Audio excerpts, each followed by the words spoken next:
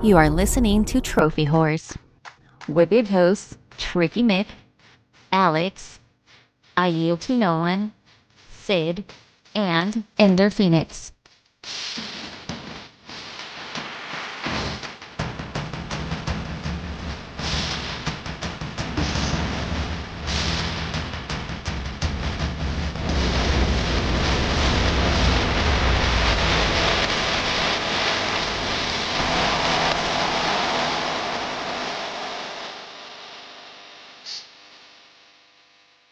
Hello, everybody, and welcome to Trophy Wars. This is episode 614. I'm your host, Tricky Mick. Alongside with me, the man, the myth, the legend, it's Alex.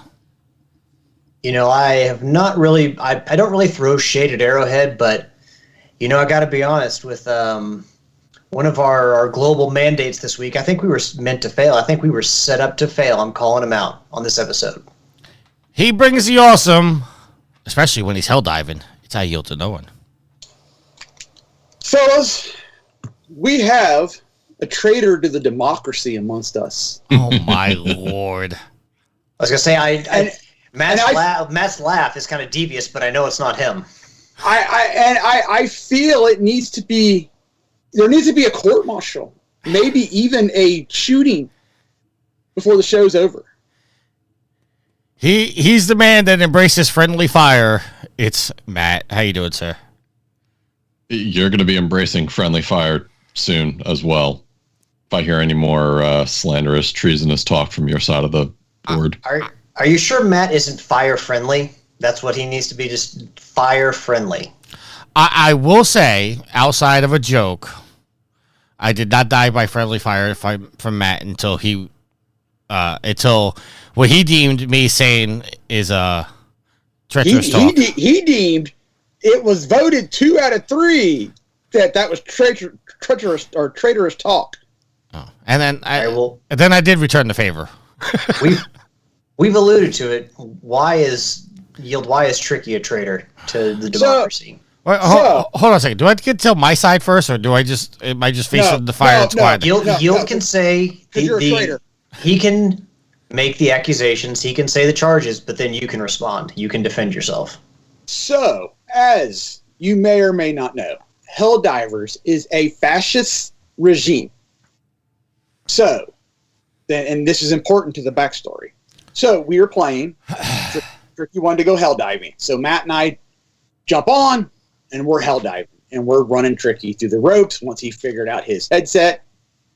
And so, we're running him through Helldivers. We're playing. Matt was gracious enough to bring his personal shield so Tricky would have it. And Tricky complains about his arm was hurt while he had a shield on. And I was like, well, yeah, even if the bugs get close enough to you, you can still take a hit. You know, they can smack you through your shield and you will get hurt with your arm. Well, the shield sucks, was the comment that came from Tricky. To which I imply that's traitor talk. Well, he couldn't fathom how that was traitor talk.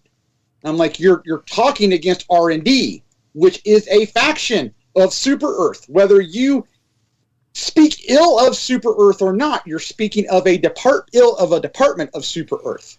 And so he was shocked. And he still will defend the fact that he did not speak ill of anything about Super Earth. I did not speak ill anything of Super Earth. I spoke ill of a shield. Who makes the shield? That doesn't matter. That exactly matters. No, because if you have, I don't know. You would not survive in a fascist government, Tricky.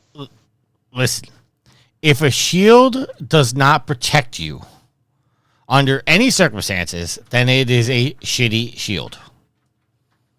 It has nothing to do with Super Earth made it. It has nothing to do with anything. I'm speaking in general. If a shield does not protect you, then it is a shitty shield. My experience with the shield is that if it gets hit enough, it loses power, and then you're open to attack. I've never had problems with the shield working while the shield is active, but it can take damage, and you can lose the charge, and therefore your shield then becomes ineffective. Okay, I had the shield still around me, and my arm was hurting. So therefore, the shield was still active. Therefore, the shield should have been protecting me, and my arm should not have gotten hurt. Were you hit by a high impact shot or by a large creature? I think a creature got up on me and started trying to melee me. I'm not speaking ill of Super Earth. I'm speaking ill of the shield. If a shield does not protect you, then it is a shitty shield. Yeah, but if you say, let's say you're shitting on cars made by Toyota. If you're shitting on a car, aren't you shitting on Toyota because they're the one who made it? No. If an airbag, okay, so if you're driving and you get into an accident and the airbag doesn't deploy, is it a shitty airbag or is it a shitty car?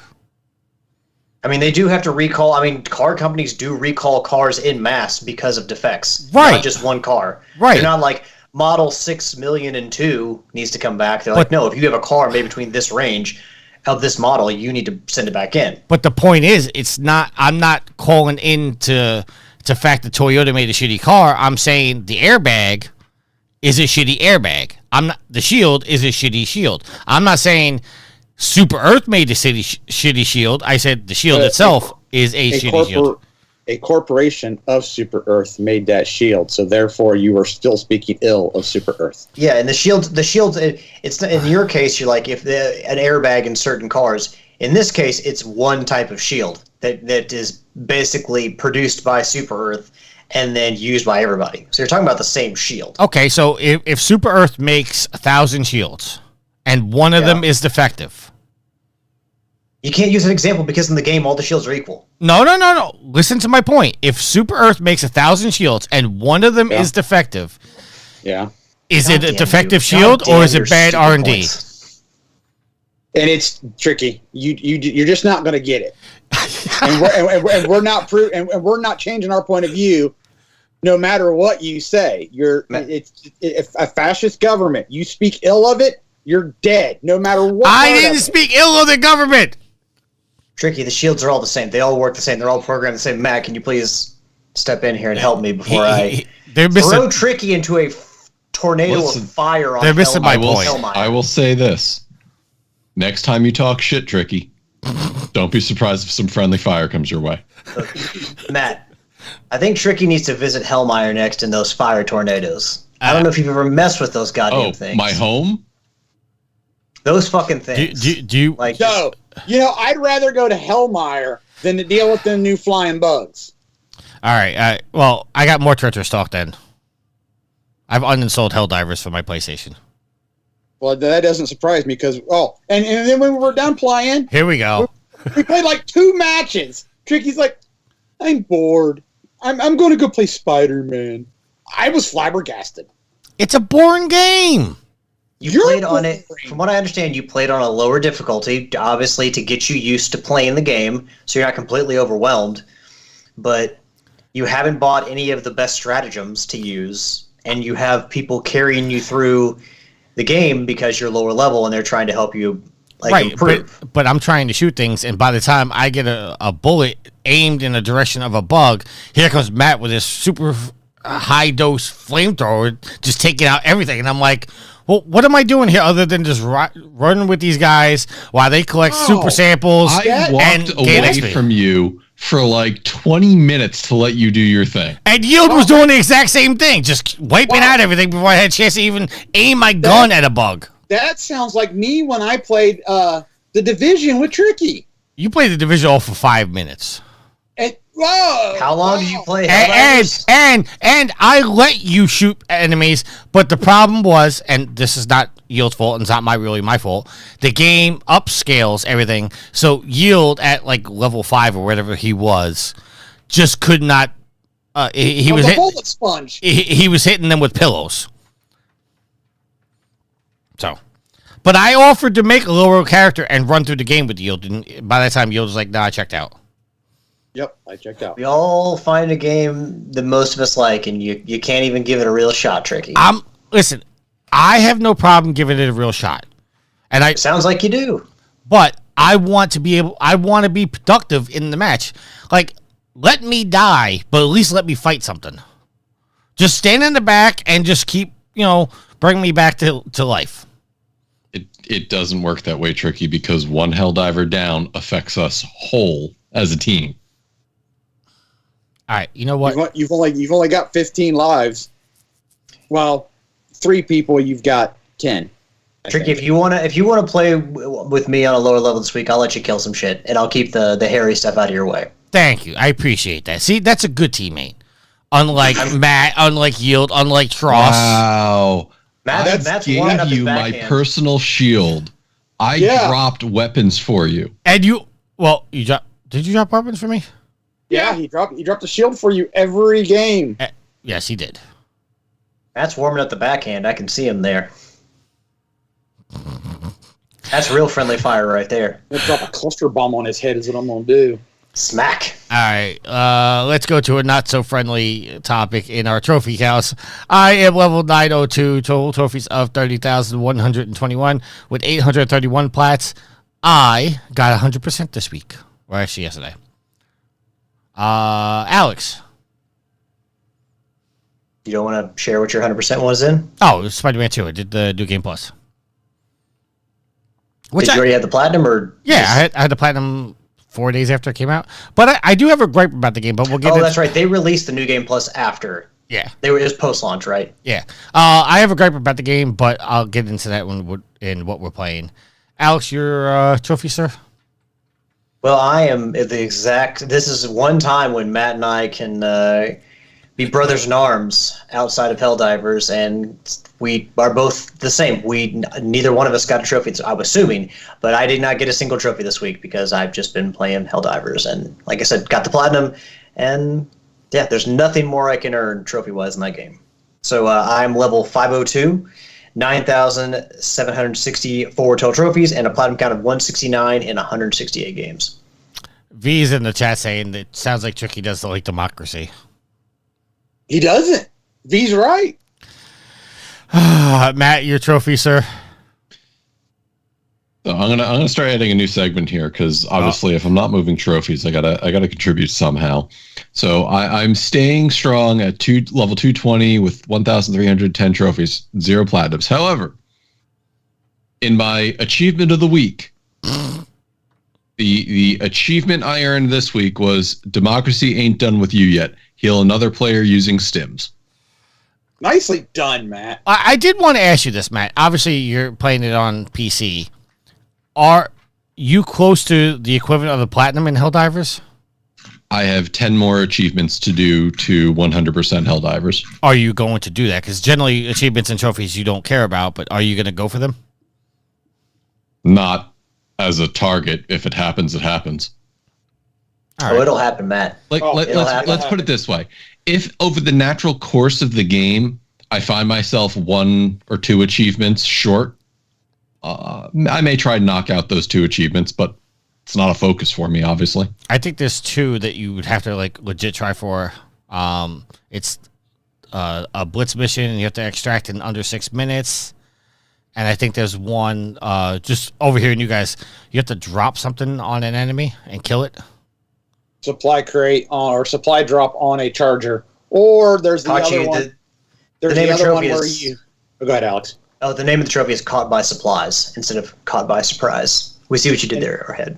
And then there's the other one. I forget what the name of the trophy is, but you have to do a hard or higher level mission and only use your sidearm and stratagems. You cannot use your secondary or your primary. I think that one's called Hold My Primary. I'm going in. But that doesn't sound too hard to do, though.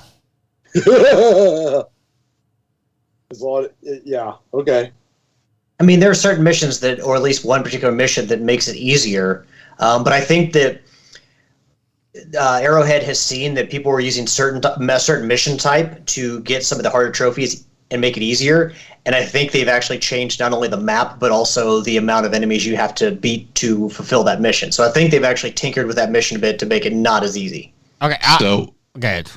I will say this. Looking at the global achievements on Steam, the Gone in 360 seconds, complete a full extreme difficulty blitz mission, and extract in under 6 minutes, 2.8% of Steam players have achieved that achievement. Well, we know. And we've learned that more people are playing on PC than PlayStation. So that is, and we know- obviously a significant number there. And we know at least Not a significant number of the people who have played, but it's meaningful that few people have done it among PC players. And we know at least 50% of this podcast has done it. Yeah. See here. Yield your trophy, sir. Oh, I don't think I'm looking at the right one for that. Okay, let me back up to where I was at. Level 507 with a trophy count of 10062 and holding steady with a platinum count of 184. I would have joined Matt and Alex this week, but I started a new game today and earned a few trophies. I know which game that is. Yeah, I actually probably would have joined it too, but I got a few trophies. I got the trophy in Spider-Man, and then I got a couple trophies in Bouncy Bullets. Oh boy. Sounds great. Okay. All right, Sid is level 885, total trophies of 26,594 with 833 platinums. He extends his lead by another platinum. We're going to get into what we're playing. Let me tell you why I'm playing Bouncy Bullets, and it's not for the reason you guys think I am. It's a cheap platinum. It is a cheap platinum. See, ha! But it's also a win. It's also a first-person shooter. So I'm trying on a simplified game to get myself to be comfortable playing first-person shooters. Does that make sense? Well, that does make sense. Maybe you'll graduate to graduate to Deep Rock Galactic. Dude, I've told you all along, play BioShock Infinite. You'd be like, man, this first-person shooter stuff is great. But that's the reason why I'm playing Bouncy Bullets, not for a cheap plat, because... no.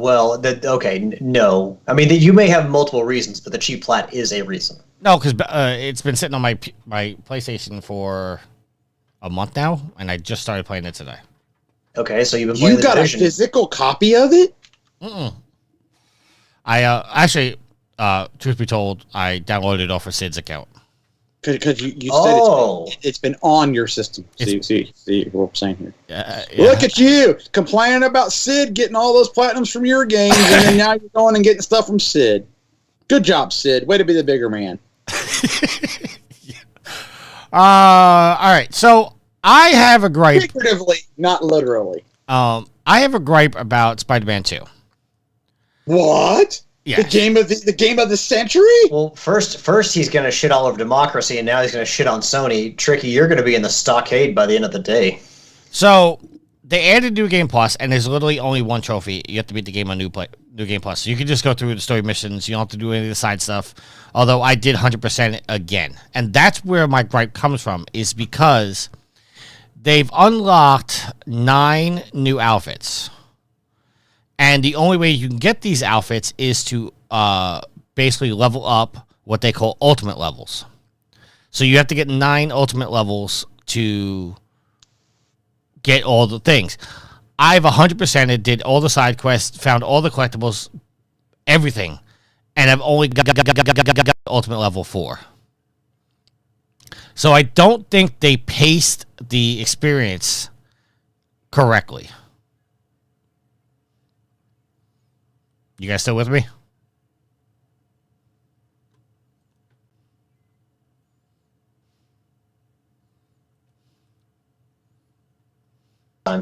No. You guys with me? Tricky started using a device that could record or broadcast this call. Pour down. You guys hearing me? Yeah. There, Yep, now there you you are. are. Yeah.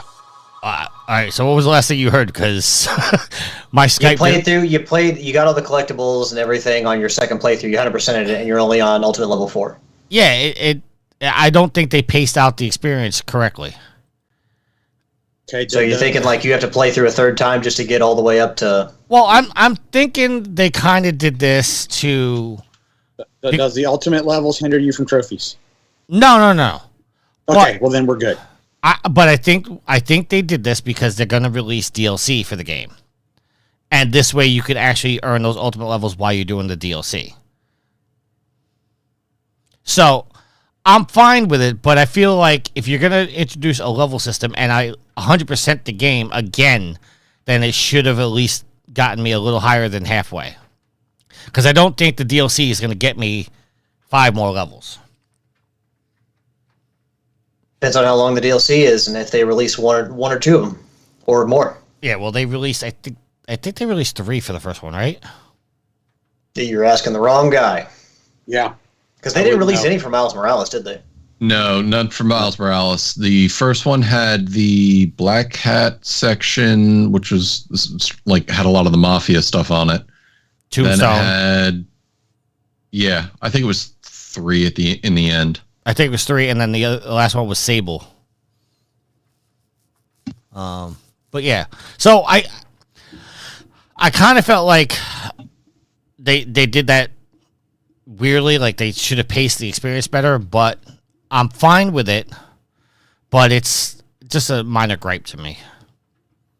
It kind of reminds me, because this is Insomniac we're talking here, makers of Spider-Man, that it reminds me of the Omega weapons from Ratchet and Clank, where you had souped-up versions of the weapons you could buy, and then you could further upgrade them in New Game Plus. Yeah. To make like the ultimate form of the weapons. So, which was another reason to kind of go through the game. Because with Ratchet and Clank Rift Apart, you only had to play through the game once to get the platinum. But if you wanted to play through again, you can always use the weapons more and get their Omega versions super powered up. we got Channel 3 in the chat, so welcome. Which member of Channel 3? It just says, Joel, the creator of Channel 3. Well, then let's give Joel some credit. it's Channel 3 GG, so I'm glad Matt knew that because I didn't know that was Joel. Hi, Joel. Welcome to the stream. And the only thing I've been playing other than that is The Division. I'm trying to think if I actually played The Division this week, and I did. But yeah, that's what I've been playing. Alex, you've already hinted at it, but you're still just Helldiving, huh?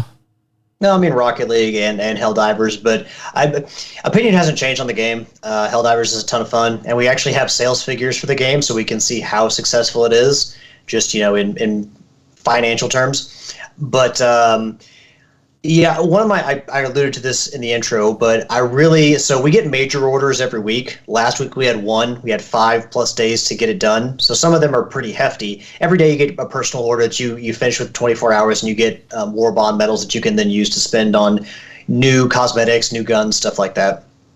And because one of the good things about this game is you can actually, through these war bonds, get better weapons. And, it's not necessarily pay to win because it's all cooperative. It's PvE, so it's not PvP. So, like, they can, unlike a lot of games that, have an aspect of PvP to them, they usually just have to introduce new cosmetics in there that don't really meaningfully affect the game, whereas Helldivers can put in new weapons, like to give you awesome new weapons to help you kill bugs and automatons. And because you're not playing against other players, it's never going to be an issue with pay to win. So, but... this week we've had 2 major orders, and each one has lasted just over 3 days. The first one, I really think the first one we failed. And from the start of the week, when I saw how much time we had and what we had to do, I was like, man, we're not going to be having enough time to do this. Like, I was questioning from the start whether we could get it done. And guess what? We couldn't get it done. I don't know if it's for motivation or what, but I'm going to throw this to Matt and yield after. I think Arrowhead set us up to fail because I don't think we were ever meant to finish that. Because the second order we've had done, like with we had 3 more days to finish this second major order, and we got it done. I assume with like more than a day left. I mean, we were almost done with it last night, and we still had plenty of time. But I think that first major order we were absolutely supposed to fail. Matt, you were nodding yes. Yeah. Unfortunately, kind of like when you deal with sales and retail, as you get more and more successful, eventually there's going to be some things that are unachievable. And this just, we couldn't come together for democracy in this case. And unfortunately, we're being penalized for it. But that's the thing, though. You still have, like, every time I'm on, I see over 200,000 plus people playing. And like I said, we will have sales numbers, I'm assuming later on in the podcast here, because we got sales numbers for the game. But wildly successful game. People always playing it. I don't know, man. I think maybe it's just for motivation, but like Arrowhead, if you're out there setting us up to fail, don't do that because you're just going to piss us off. Like, I get maybe if we win everything, there's no roadblocks or stumbling blocks, then maybe we're just kind of going to get bored or something like that, or maybe they think we're going to get bored. But don't give us an order we can't complete within the time limit because that's just going to piss people off. Yield, sir. Hold on a second before you go to yield. It's funny because I came across this article that I just put in the Skype chat, and I was gonna put it in the agenda, but I figured it's a non-issue. But now you're saying it, the headline is coming from FandomWire.com, and the title is Helldivers 2 fans are adamant Arrowhead has set them up to fail with the latest major order and patch issues. So I kind of agree with the major order, the first major order that we got, because I went to attack it. I forget what night it was. I want to say Tuesday. That might be wrong. But like the first night that it hit, I think it was Tuesday, because that's when they announced the bugs, the flying bugs. And I was like, oh, we got a new major order. All right, well, let's work on it. I could not, both planets that they said the major order was for still showed 100% liberated on my map. Well, because what they expected us to do, Yield, was we had to liberate other planets before we could open up the ability to go to those planets. Oh. Yeah. See, I didn't know that. I'm like, well, this is not going to work. And then when we failed it, I was like, well, I'm not surprised. Oh, well. Or fighting. Yeah. Yeah. So the second order looks like we're going to clear easily. But one other little annoying thing, ever since one of the latest updates, every time I go into the game, I have to reset my loadout, because within the ship, you can go or your superstore, you can go to a panel and you can set your primary weapon, your secondary weapon, and then your grenade. Well, now every time you boot up the game, you have to do that, which is kind of annoying. It's not like a massive thing, but if you forget, you're going down to a planet maybe on a higher difficulty with the starter weapons, and you're like, well, shit, I'm not going to be of much use in this round. So that is, I hope they fix that, because that is very annoying. Or I should say mildly annoying, but still. Yeah, it's annoying, because when we first got the game, that wasn't the case. It saved your setup, and so yeah. It's mildly annoying. I want it to go back. Oh, I forget where we're at right now.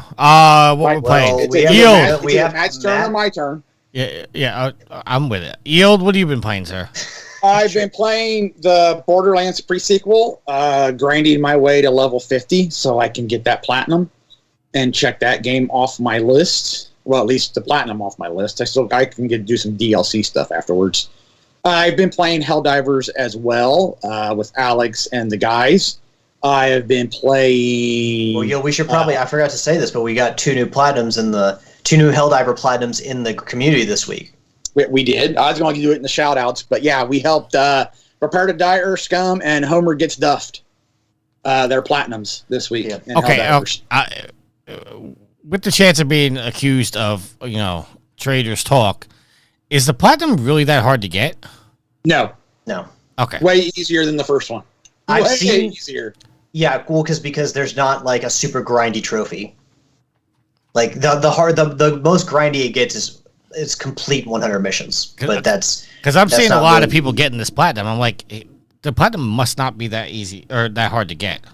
I think I saw initially it was rated a 6 out of 10. But like I said, some of the harder trophies, people found easier ways to get them. Still do them legit, but there were missions that you could really kind of lean on heavily to make the entire thing easier. But yeah, I mean, as far as the difficulty of it, I don't think a 6 is too high. It's a 4 or a 3. Probably, it's 4 or 3, because as long as you just play the game, you're going to get it, unless you're Tricky.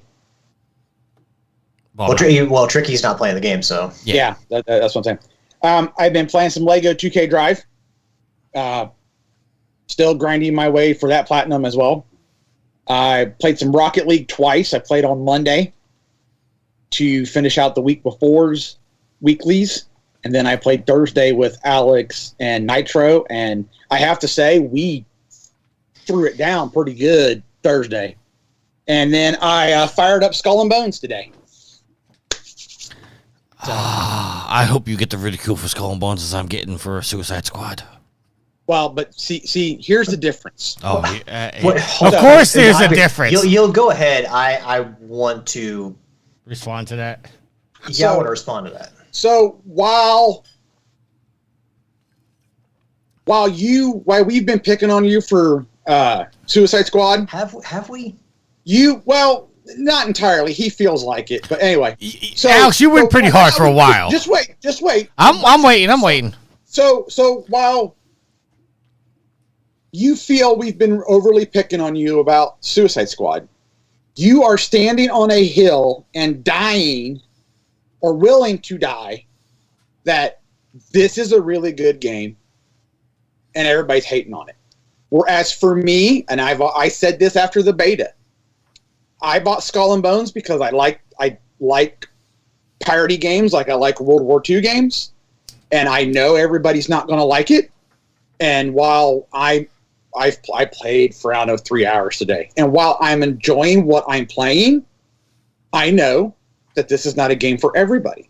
And so I'm not going to stand here and say how awesome of a game it is and everybody should play it. And to put it in a comparison with Tricky, you are standing on that hill for Suicide Squad like I stand on the hill for Duke Nukem Forever. Okay, but here's the thing.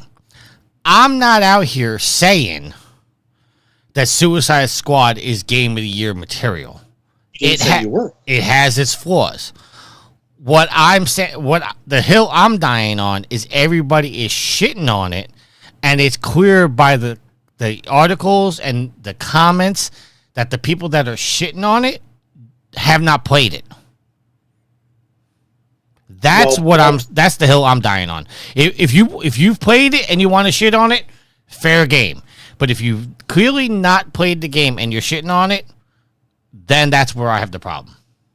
Can I say something? Yeah. After we were accused of picking on you, Tricky, I may have cracked a few jokes here and there about Suicide Squad and/or Skull and Bones, but I've never made fun of you for playing the game. I've never told you you're stupid for playing the game, or said, "Why are you wasting your time playing that game, Tricky?" You literally sent a video in one of our chats, said, "Oh, top 2, Tricky. That can't be good."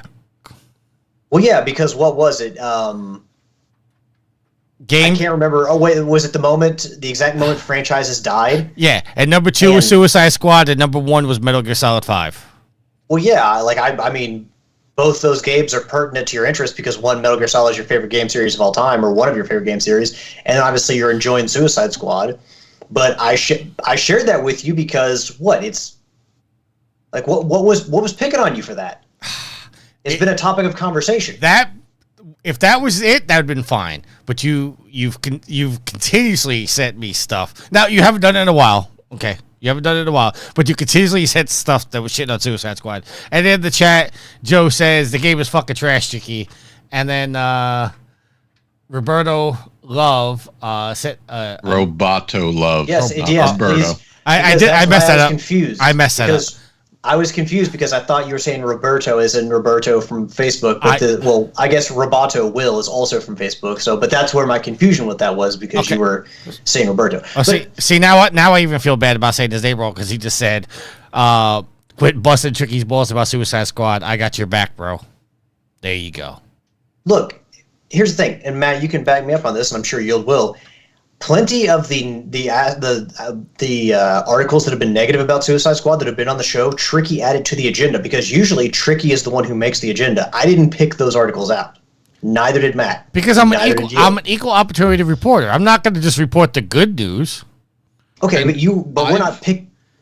Sorry, but I've also eliminated the articles that trash on Suicide Squad because it's all conjecture and speculation, that there's no facts behind it. You and I had this conversation before we started that I'm tired of articles that don't have any real meat to them. So if Suicide Squad included, if it's trashing on it without facts to back it up, it's not welcome here.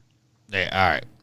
And look, you want to say that, look, because I remember we used to give you a lot of shit for The Division. When Lucia was on, we would give you a lot of shit for The Division. Nonstop.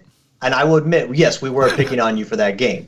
But outside of a few jokes about Suicide Squad, again, I don't have anything against that game's success. If that game's successful, great. If it's not, well, it is what it is. But I don't think we've picked on you for playing the game. When it comes free to play, are you guys going to try it?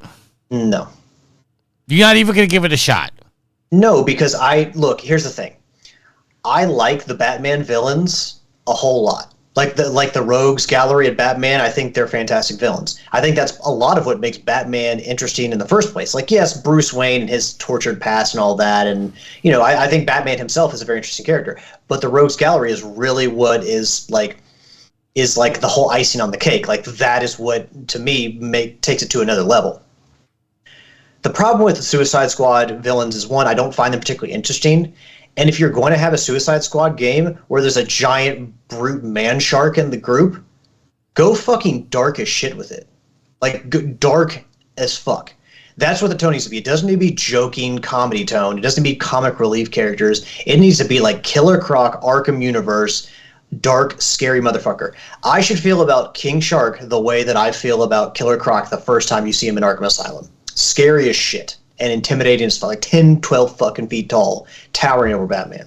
But no, the Suicide Squad has always been more of a like jokey comic relief group, when I think that they ought to be just borderline, maybe not the right word, but just demonic, like just eviscerating people. And maybe DC and Warner Brothers don't want to go that dark, but for me, if you're talking about like a group of supervillains and just evil people, that's what it needs to be to make them interesting. All right. Joe says in the chat, the fact of the matter is the video game industry is collapsing in on itself. Less games to play, and people are continuing to lose their jobs. It's just sad. I agree. All right. Matt, what have you been playing, sir? So, obviously, I'm on the V earlier said Helldivers, and that messed me up, so yeah, makes that'd be a sense. fun game. That'd be a fun game. V said that in the chat, and I was like, Helldivers. V wants to ban Helldivers in chat, and I don't know why. I'm being yelled at in the background, so I will move on from this conversation. I've been playing Helldivers. I've been playing more Armored Core 6, going through New Game Plus. I'm quite handily breezing along in that game the second time, because it is, now that I'm fully geared out and upgraded, things are much easier. Now, is that a PC only game, or was that game for consoles as well? It's on consoles. It's on PS5. It's a mech game, right? Yes. I'll have to look into that. I've always liked the mechs in anime, but when I've gone to play them in a game, I suck horribly at them, and then therefore never want to play them again. I don't know what best to compare it to, because the next thing would be to compare it to Gundam, but if you're not into anime or Gundam, then obviously I like Gundam.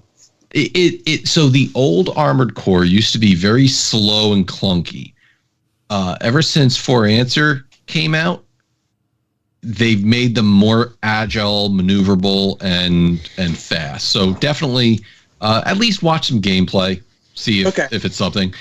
My biggest annoyance about it is that there's only PvP, and if you're not superb at it, you're not gonna do well with it. PvP, yeah. But again, there's 3 playthroughs you get. There's 3 separate endings that you can get for this game. And each New Game Plus adds additional things to it, whether it be parts, mission diversions, or diversions in the storyline. It's really neat in what it does there. So definitely look at some gameplay. I love customizing my mech. I literally go around holding 2 Gatling cannons, and then I switch out to 2 flamethrowers to finish them off. It's awesome. Surprise, surprise. Also going through No Man's Sky, waiting for the new Expedition season to come on. I've been playing Have a Nice Death, which is a roguelike where you play as Death, and basically Death is a corporate business. And I've seen that trailer. That looks interesting. It is fun. It's got a lot of dark humor to it, but all your underlings, your minions, have turned against you, and you have to go school them and kind of put them back in line. So that's kind of the story behind it. But it's a roguelike, so you go through your run until you die or beat it. And then finally, the Star Wars Dark Forces remaster, which looks freaking phenomenal for what they did. Rebuilding that game, getting new voice actors, redoing everything on it. It just looks phenomenal. And playing that on my Steam Deck, which is really cool too. And that's what I've been doing this week. All right, let's get into our topics here. We got topics? I thought we were talking our topics. Sabers in the chat says Helldiver 2. Joe says Have a Nice Death is great. And then Saber says count like with game developers and people who actually play games. Okay. First topic. Surprise, surprise, is Helldivers related. Helldivers 2 is America's best-selling game of the year so far, with nearly 60% of sales on PC. This is coming from Video Games Chronicle and written by Chris Scullion. Despite its February 8th release date, Helldivers 2 has been hitting all sorts of records, including best-selling PlayStation game and most played game on Steam. It also topped the charts for the best-selling premium game in the U.S. year to date. More copies of the game were sold on Steam, with 60% of the game sales on the PC platform. While Sony has not released official sales figures for Helldivers 2, the game regularly exceeds 430,000 concurrent players on Steam, as per the Steam database website.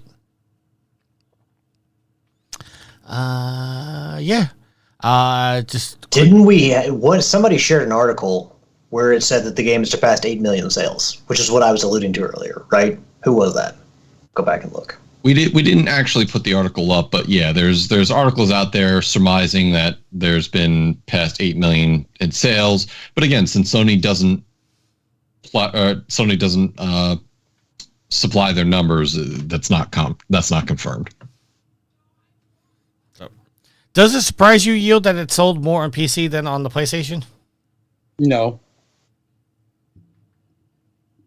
I was hoping for a little bit more there. No. I mean, Matt says that, Helldivers is a type of game that lends well to PC. I fully believe that that's why the original Helldivers is still as popular as it is because PC's playing it more than consoles is. So... I did see it's not Call of Duty, it's not Battlefield, so console gamers could care less. I did see an article where they said one feature that they want in Helldivers 2 is to have the 4 guys on the ground and then a 5th player controlling the ship. I saw somebody was suggesting that so that way you could have 5 people and then they were like a commander.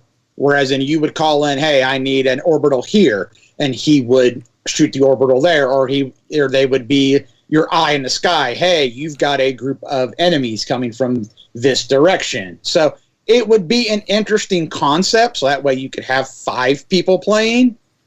But I like it the way it is. Joe in the chat. Bringing his negativity, he was selling your game for $40 helps, and he goes, "There's more PCs than PlayStation." Shaking my head. All right, Alex, what about you? The sales are doing pretty good. Are you surprised it's selling more on PC than PlayStation? No, I mean, for multiple reasons. One, as Joe said, there's more PCs out there than there are PlayStations. Steam is a great way. It's a great platform to release your console on, or not your console, but your game on. It seems like PC players have been waiting to support PlayStation games. Just now, Sony is finally getting on that train. And as Yield said, shooters work really well on PC. And, it's one of the areas where, if you're talking about an advantage for mouse and keyboard, well, shooters are one of those, probably the most predominant area where that is actually a thing. So, a lot of PC, people play all types of games on PC, but, there's just a massive audience for the online shooter on PC. And so it doesn't make, I see that trick. I'll turn the light on in a sec. But it makes perfect sense. And that's why, again, Sony continues to put more and more games out for PC, is because they see the market's there. And then this is a prime example of how many sales they might have missed out on previous games with this game, still selling well on PlayStation, but also selling better on PC. All right, Matt, you are the resident PC guy here. Are you surprised? So I don't know what it was like on PlayStation, but Helldivers 1 still had a pretty big cult following on PC, but that peaked out around 7,000 active users, concurrent users at a time, which, as you could see, led to a massive issue with Helldivers 2 at launch, that they didn't expect the influx of players. And I've said time and time again, Sony needs to leverage the PC population, because if there's people out there that don't need to buy into their ecosystem that can still buy their games, they're going to buy their games. I have plenty of friends who have been buying the Spider-Mans, the Horizons, the God of Wars, pretty soon the Ghost of Tsushima. They just don't want to spend the money on a PlayStation 5 because all of their money is in their PC. So with that said, it's going to be a lot better that Sony leverages that population. The fact that there's more on PC than PlayStation, I don't know how to quantify that, other than the fact that Steam is a huge platform, and advertising it on front page probably helped a lot. And then you got the hype going, and then it just fed from there. But I mean, 60% versus 40%, that's not by a huge margin, I'll think, for all intents and purposes. You know, I'd be more surprised if it was like 80-20. All right, Alex was making a little bit of noise in the background, so I muted him, and now I can't unmute him. Alex, you got to unmute yourself to be back in the conversation. There he goes. Okay, thanks for muting me, Dick. No, you were. I guess you were feeding the cats, and you were making a little bit of wrangling noise. So A wrangling noise? Oh. Was I catching some cowpokes? Some cattle. Yeah. you know what? F all you guys, okay? That's Moving on, rude. You're the one that muted me. because I was trying to save our audience from all the noise.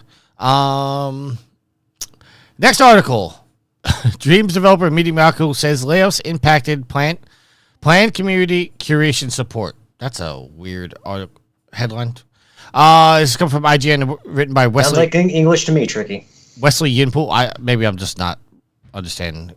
Anyway, the layoffs at Sony-owned studios have affected plans for ongoing community and curation support for the PlayStation 4 games. Media Molecule, known for its Little Big Planet series, has entered into that's a weird word. Consultancy. A consultancy? There you go. I don't know why I'm a host. Which will end Bro, what is the educational system up in New York? Now remember, folks. I went to school in the middle of a cornfield, and my English is not that good. Let's put that out. Which will end in spring of 2024, where it will lose its curation team. The overall plan will allow Dreams platform to transition into a self-sustained system. Basically, what they're saying is, even though they stopped live support, the servers are still going to be going. So I bring that up. I put that in here because we had the we had the conversation of how they gave us Dreams for PlayStation Plus shortly after they announced that they were going to stop supporting it. So, even though there's no more live support, the servers are going to stay on. So, Well, I mean, that's good for those who like the game. I never played it. I had no desire to. I was going to ask, did anybody actually try Dreams? Because I didn't. Yeah. Nope. No, nothing against the game, but I had the same problem with Little Big Planet where I'm not, if I can create or customize a car or a character, like I like in a wrestling game, like I love that shit. Obviously I want to customize, like if I'm playing like an adventure game or an action game, something like that, and I can customize my character, yeah, sure, I like that too. Customizing entire worlds, entire levels is above and beyond what I want to do in a game. That's to the point where I'm just like, at it. I want to just have someone curate something for me, and I play it. I want the creation aspect to be a very small portion of it. If I'm creating the world, or to get the best out of the experience, I have to spend my own time creating something. I'm just that's not for me. Saber in the chat says Dreams was awesome. It has so many different things you could do in it, and so many people made such great content. It really is an amazing tool.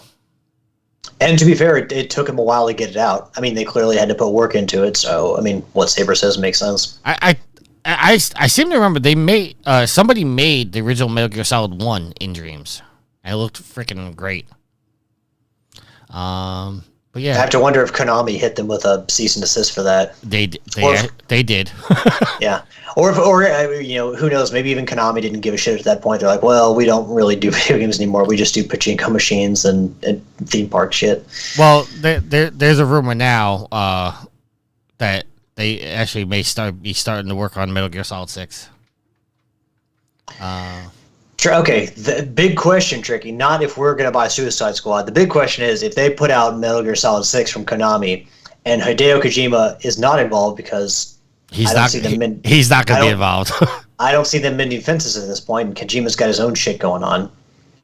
Are you good? Would you even consider playing it? Not are you going to buy it? I'm not looking for 100%, but would you consider playing it? Would I consider playing it? Yes. But I would I would definitely be on the fence about it, though. You know what a coinky dink.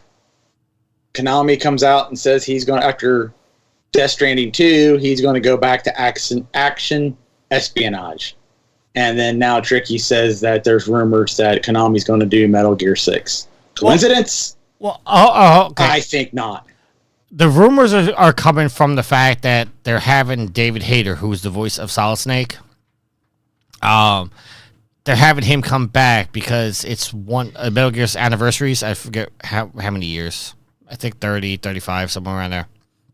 But well, it wouldn't be. I mean, the game didn't. The original Metal Gear. Are we talking about Metal Gear Solid or Metal Gear? Metal Gear as a franchise. The NES. Old school.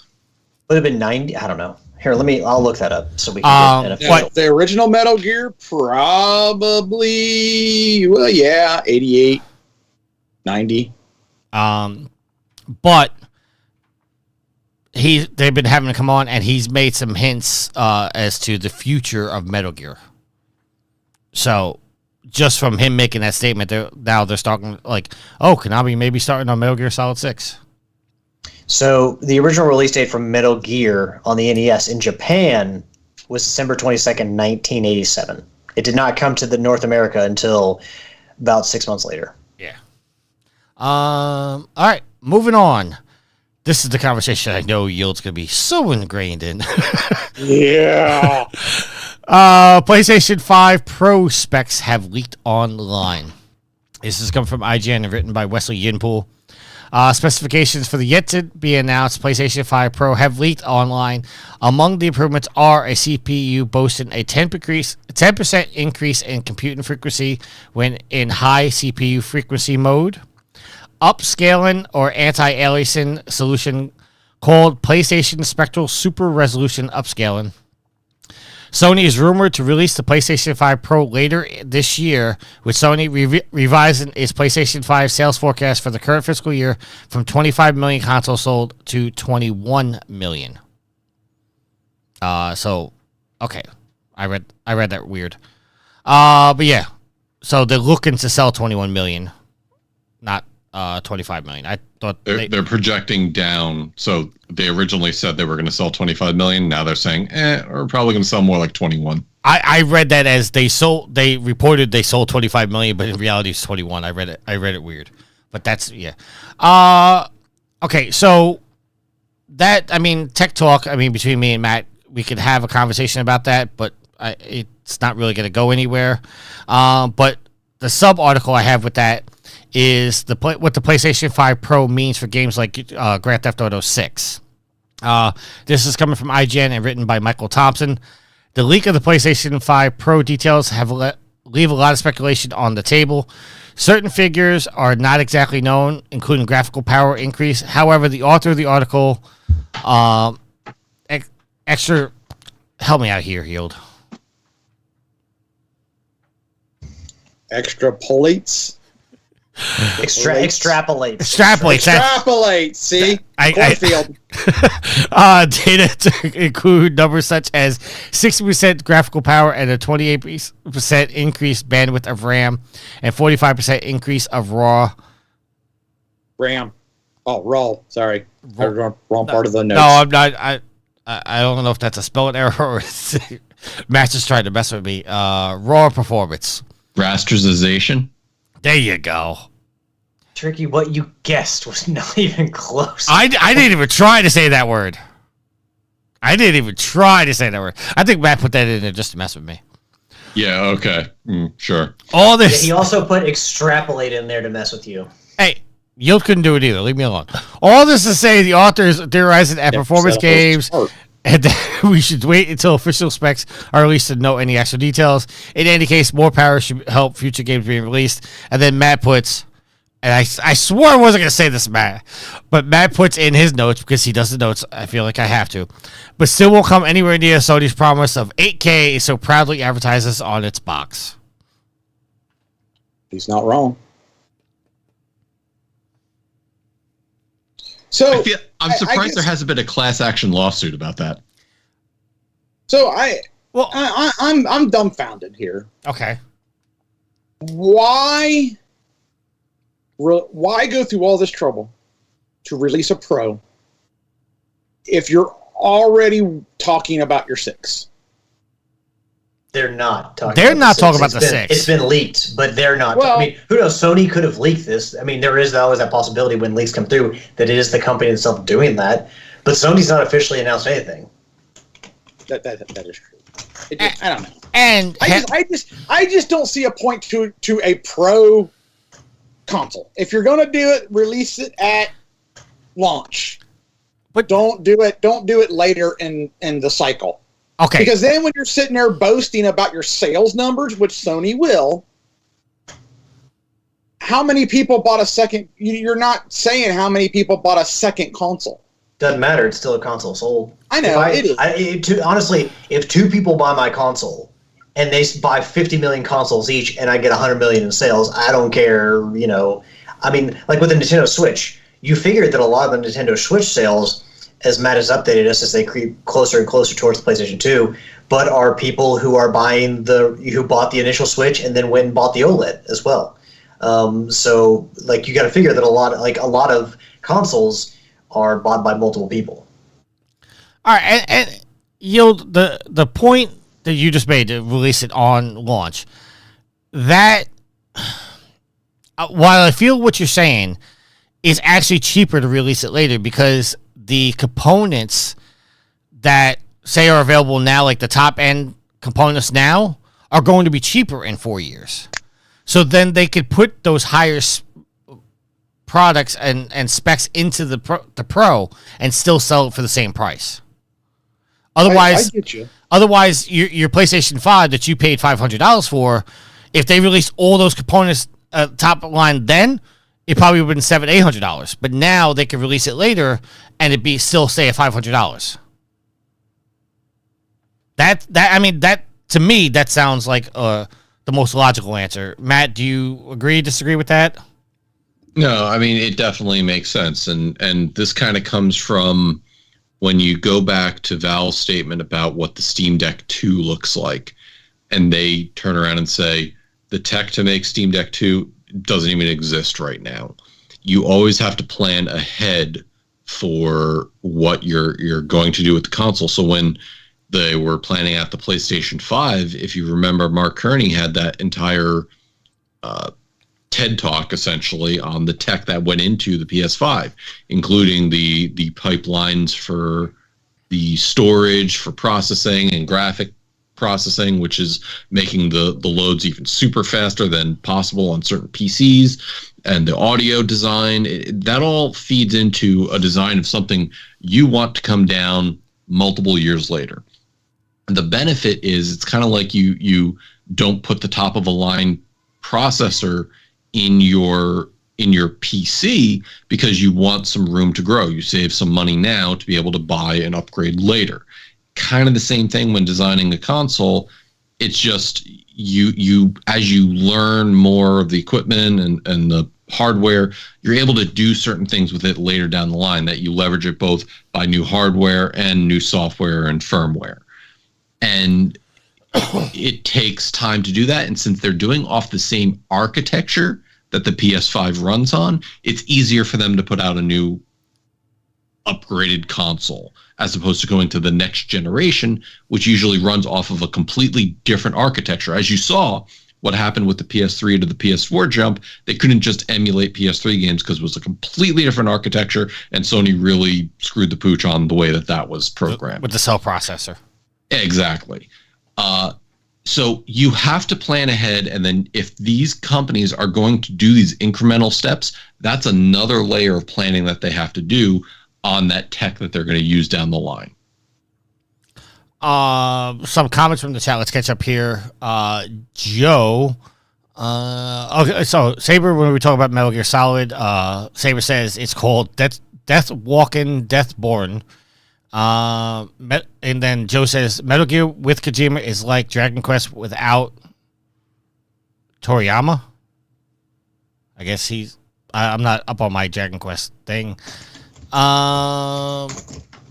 Saber says Goldberg sucks ass. I don't know. Okay. He's talking about the wrestling Goldberg. I'm assuming so. Yeah, he's been making some comments about how he was pissed that Asuka broke her record. Had Asuka beat his Right. undefeated streak in number of days. And he was also pissed that people are using the spear so much after him, or he felt like, I don't know. I didn't see the exact comment about the spear, but I do know that some people are asking or wondering. It's like, hey, did Goldberg think he invented the spear? Is that why he's so pissed about so many people using the spear? I don't know. Goldberg's making an ass of himself as usual. Then Joe says, it's too late to release the Pro. It's been 4 years. No, this is actually the time to release it. Because if you released the Pro within a year or two of the original release, people would have been pissed. And then Joe makes fun of one of the Proven Bots things because I have an advertisement for the Trophy Whores in there. And then Joe, it says, want to listen to the best PlayStation podcast on the East Coast? And then Joe made a comment saying East Coast of the Philippines and laughed.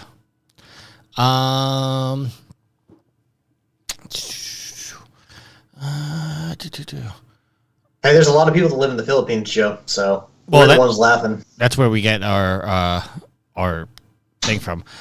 Oh, Proven Bots out here banning bots. Joe, and then Joe says, "There's no wrestler worse than Goldberg. Fuck that ass clown." Yeah, just ask Bret Hart. Tell me how you really feel. Ask Bret Hart; he'll tell you how he really feels about Goldberg. I still don't think Goldberg did anything wrong on that one. Oh, okay. I'm just saying. I gotta unban. I mean, look. If you're Bret Hart and a wrestler ends your career essentially from a kick to the head, you're gonna be pissed at him. You're gonna be pissed. Vamp for a second. I gotta fix something with the stream. You know, I bet if V was running the stream, we wouldn't have to have these little hiccups. You know, I would have to agree with you. She is flawless in her execution. There you go.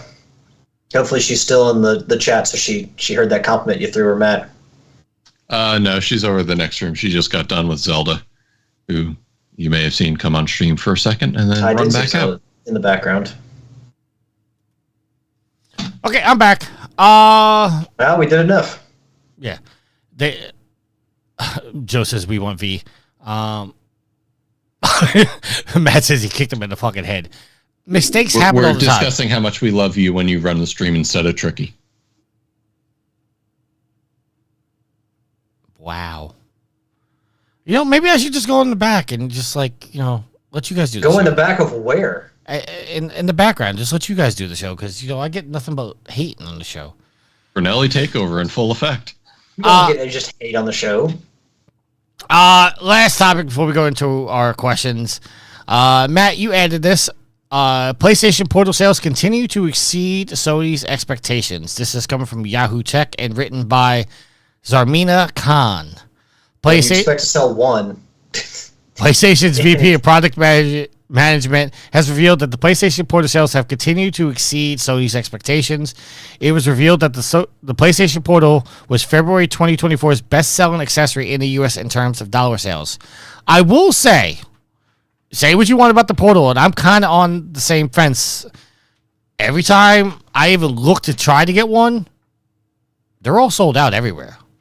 Well, I'll point out that Sony, we're just talking about an article where they said it is exceeding expectations, so they clearly didn't make enough to meet the expectations. Meanwhile, they're slowing down production of the PSVR 2 because they can't sell what they have out there. Well, we don't. That was another article that was in the agenda that was vetoed out because, and I'll let Matt explain why he vetoed that out. Supposedly. Matt, why did you veto that thank you, article? Alex. So the problem is that kind of like the Kotaku article the other day about GTA 6 and production slow, so we got to get people back in the office when there was absolutely no proof that that was the case. The news about the PSVR 2 is nobody has any actual sales figures to make that claim to back it up with actual facts. You do know, unlike the Portal, you can go in and get a PSVR 2. Like, we know that to be a fact. The rumor was that Sony was slowing down PSVR 2 production because it still had units on the shelf to sell and blah, blah, blah, blah, blah. Anyway, there are no facts to back that up. The PlayStation Portal, the reason I added it was because there were actual sales numbers, and they were talking about how they were leading by dollars in February. And to Tricky's point, you cannot find them on the shelf. And I will fully admit that I expected this thing to flop. And I don't know if it's manufactured shortage or demand, whatever it is. The point is, people are buying it, and it seems like the people who have it are happy with it. Yeah, so I just wanted to bring a bit of good news. That is also a point, because I know a couple people got them, and I've heard some negative. All the negative things I heard was before it launched. After launch, I've heard nothing but good things about it. So, and that could just be a case of the people that bought it. That was their target audience, and that's why they like it. You get somebody. If I'm pretty sure that if I bought Alex one or Yield one, we'd hear negative things about it. And I'm not saying you guys would be all negative about it. I'm saying just send me whatever money you were going to use to buy that. Just send me that money. What I'm saying is that you're not the target audience, so you would find the negativity with it. Where I know Daryl has one, I know Tross has one, they're all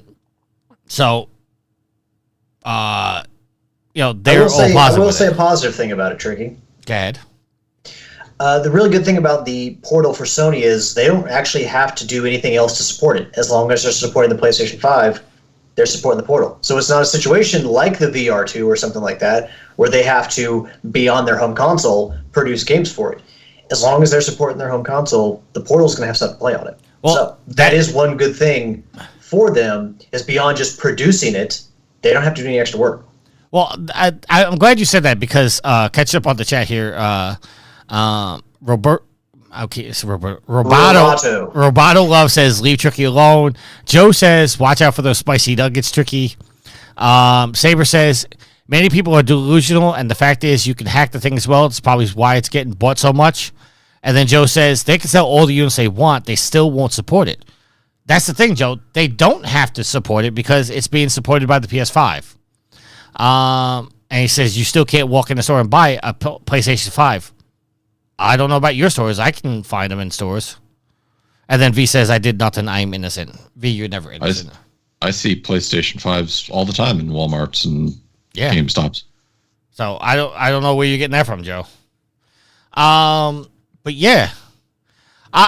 Everything I've heard from people that have it, they love it. I'm on the fence because I really don't need it.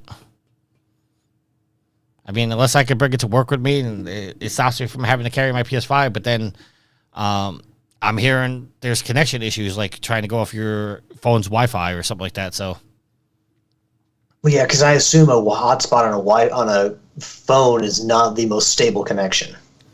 Well, especially if you're trying to run the large games on the Portal. See, and like just my personal thing is that, like, say I got my Portal at work and I'm trying to play Division 2. If I get a phone call, I'm going to get knocked off the internet. So it's not worth it to me. But yeah. All right. With that being said, let's move on to our listener questions. Time to check my social media, yeah. And now the page wanted to crash. Okay. Some questions from the Facebook group. If you want to leave us a question, head over to our Facebook group or Discord and leave us a question, and we will answer them. Will wants to know, why didn't Tricky send me the PlayStation 5 theme code? That's because, Will, I don't like you. No, I'm joking. Will was just defending you and said, leave Tricky alone. I know. That's why I said I'm joking. Then he just slams him. That's why I said I'm joking. If you want to talk about somebody using fire, look at Joe in the chat, and he's just taking a flamethrower to Tricky this entire episode. He just said in the chat, how dare you? No, I'm joking. That's because I don't actually have the code yet. I know it's being sent to me because I get them sent all the time, but it hasn't been sent to me yet. So when I get it, I will send it. If you guys are don't know what we're talking about, there is a new PlayStation 5 beta, software beta for the UI that's come out, and it's adding some features. Yield, quick discussion. You didn't seem like you were too impressed now that you're getting one of the features you've been wanting? No, I am not getting one of the features I wanted because it's only in the Explorer tab, which no one spends any time in the Explorer tab, or very few people spend time in the Explorer tab. So it's you're giving me something, but you're not giving me what I want. All right. To be fair, though, I mean, the UI is designed that if you scroll over to like Helldivers, it shows you a Helldivers background. Are you wanting your theme to override that? Yes. Okay. I want themes like I had for my 3, like I have for my 4, and then you got your widgets to start the game, like you do on the 5. I mean, I think it's cool that I have that game, game picture. And there's some games have their own music for it. That's cool. And after the coolness wears off after a few days, it's kind of annoying. I would rather have my theme in the background, not shoehorn to the Explorer tab, which I never go to. I used it more on the 4 because then I could scroll down and see what trophies my friends had earned, and I could give them a thumbs up or whatever for it. This Explorer tab is absolutely useless because I don't use it as a home computer. I have my phone or my computer for a home computer. But hey, I guess we'll take what we get. All right. Some of the other features was a different readout of the power levels of your devices, like your headsets, your controllers, stuff like that. I thought that was pretty cool. If you want a full reference of what we're talking about, there is a video posted in the Facebook group. Go check that out. It basically shows all the different features. But Will, as soon as I get a physical code, I will send that over to you. Harry says, "Oh, I'm sorry, I didn't ask you guys. What were your thoughts on the beta, Alex and Matt? Sorry, I didn't ask you guys. I didn't get a code. But did you see the video? No. Okay, Matt. I didn't see it either. Same thing. I didn't watch it. 10-4. All right. Harry just says Helldivers 2? Question mark? Buy it. Okay. Or is Harry asking if we want to play? It just says Helldivers 2. Question mark? That's all he says.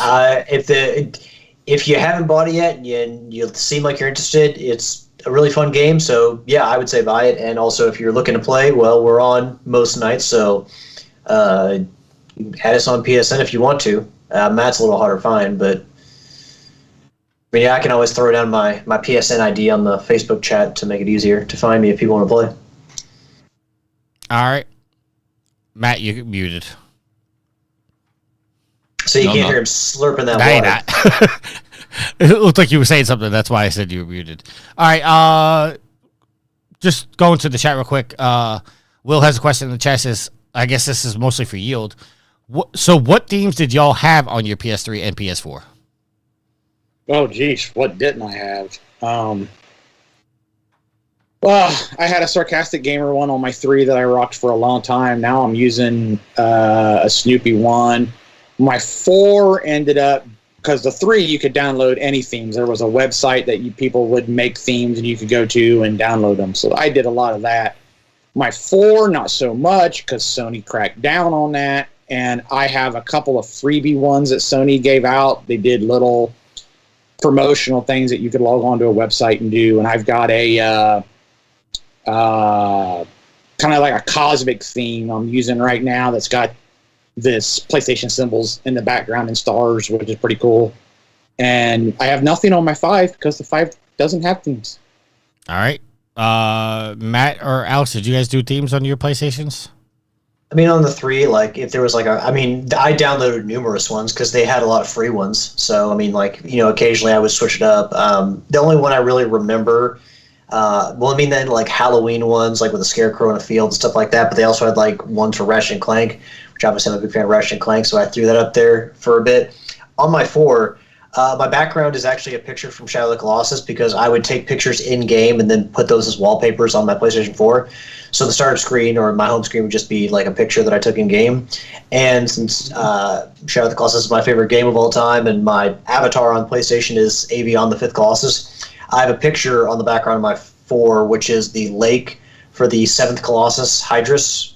So yeah, I didn't use a theme. I used a picture that I took in game for my 4. All right, Matt, you ever use themes? Not on my PS4, but on my PS3, I did have a Fallout theme, which was really nice. So it was like Pip-Boy with the icons. I think I used multiple themes on my PlayStation 4, but I think the one I used the most was the Rangers one, the New York Rangers, because I'm a diehard Rangers fan.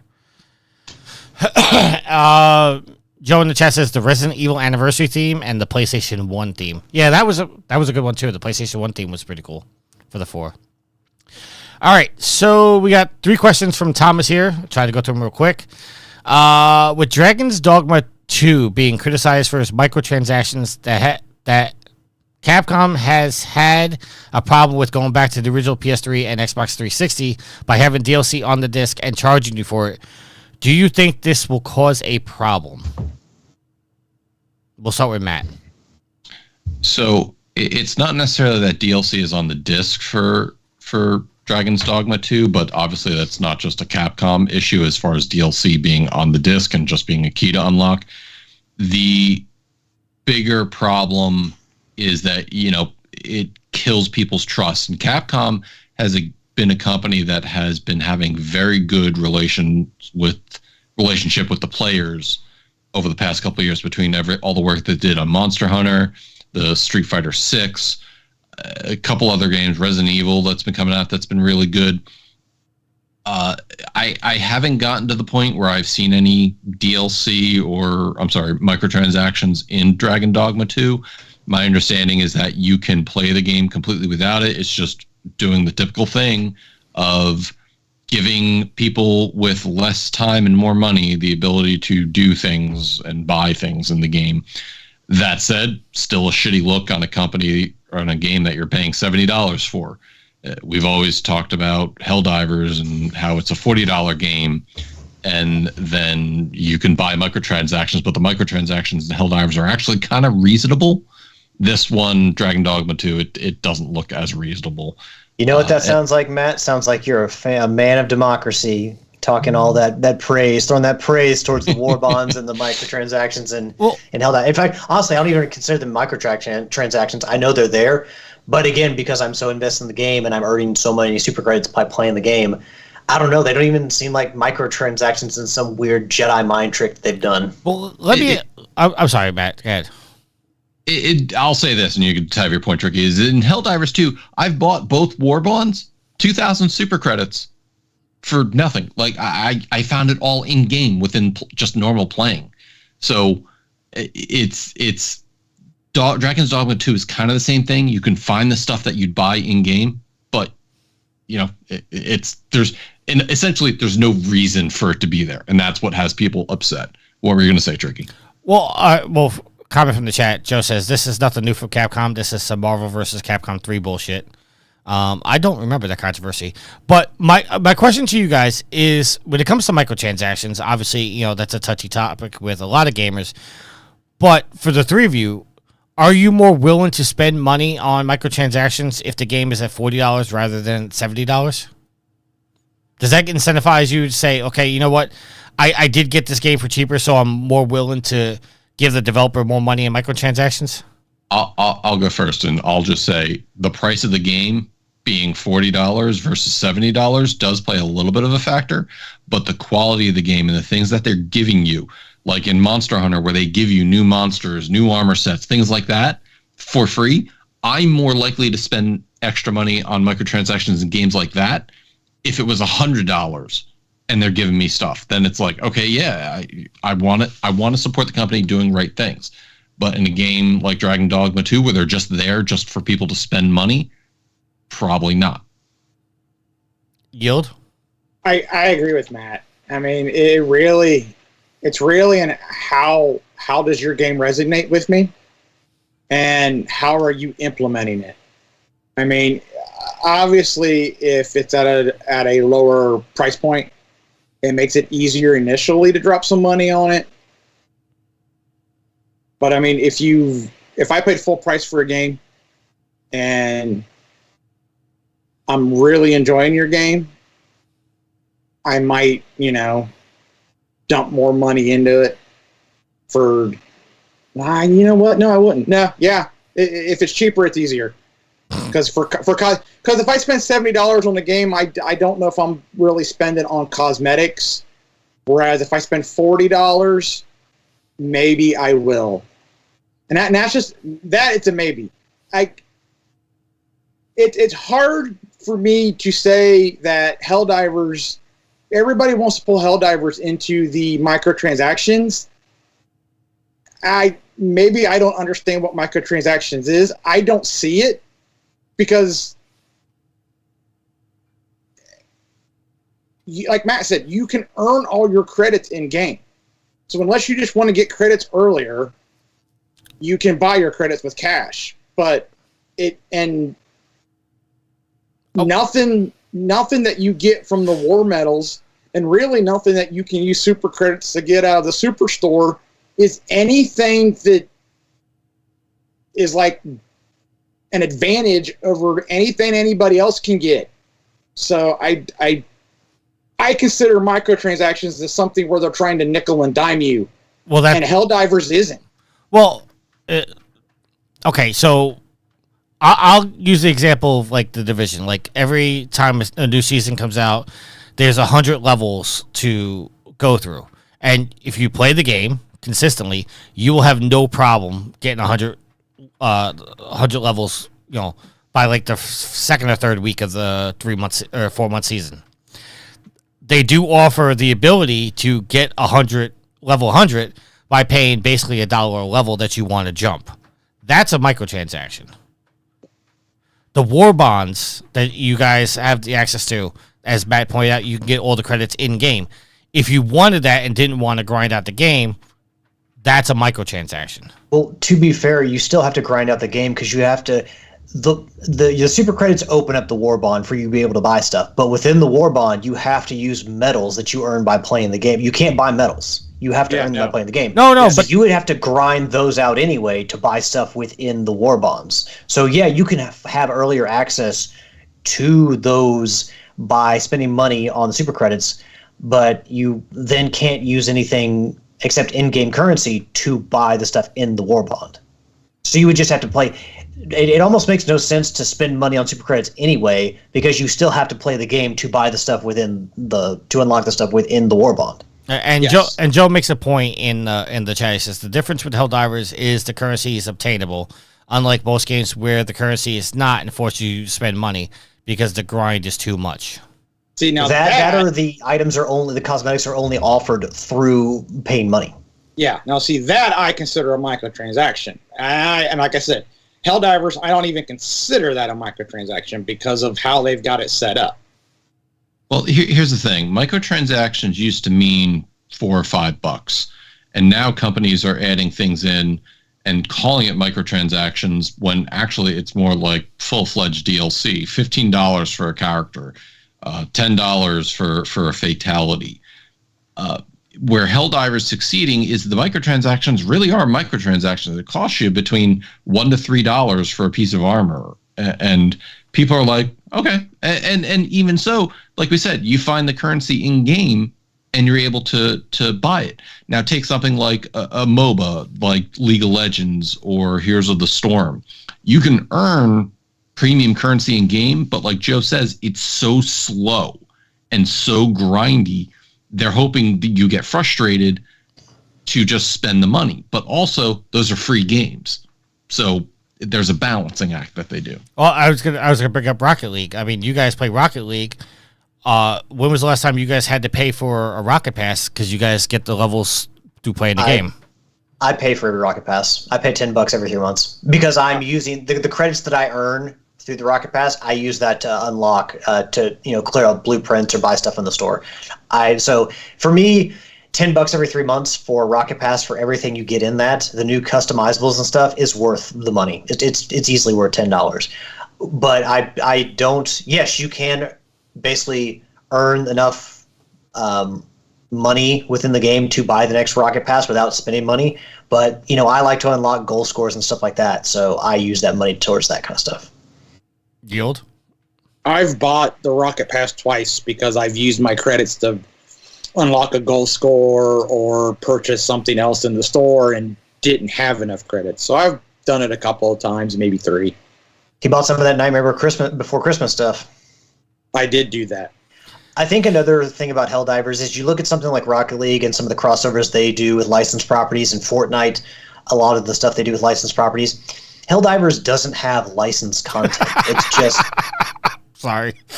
I'm laughing at Will in the chat because you guys refuse to say anything against Helldivers 2. Wait. Anything negative? Yeah, basically, he said you guys refuse to say anything negative about the game. I'm sorry. That's not true. I called it out earlier. Of the year. I called it out earlier for I thought the developers set us up to fail. That's negative. But also, the stuff in Helldivers, the cosmetics, they're not crossover. It's not like there's not like a FOMO attached to it, I would say. There's not like, oh, I'm a huge fan of Star Wars. Here's this Star Wars crossover. I got to go buy it. They just have, some of the suits are cool and stuff like that. Like, yeah, I like the design, some of it, but it's just military looking stuff. It's not anything like I feel like I see it and it's like, oh my God, I have to get that. I have to get that Jack Skellington goal score. No, it's just kind of like regular looking military gear. So it's like, yeah, some of it looks really cool, but it's nothing that I would ever want to spend money on, so I'm just willing to play the game. All right, just in the interest of time, let's move on. Thomas's next question.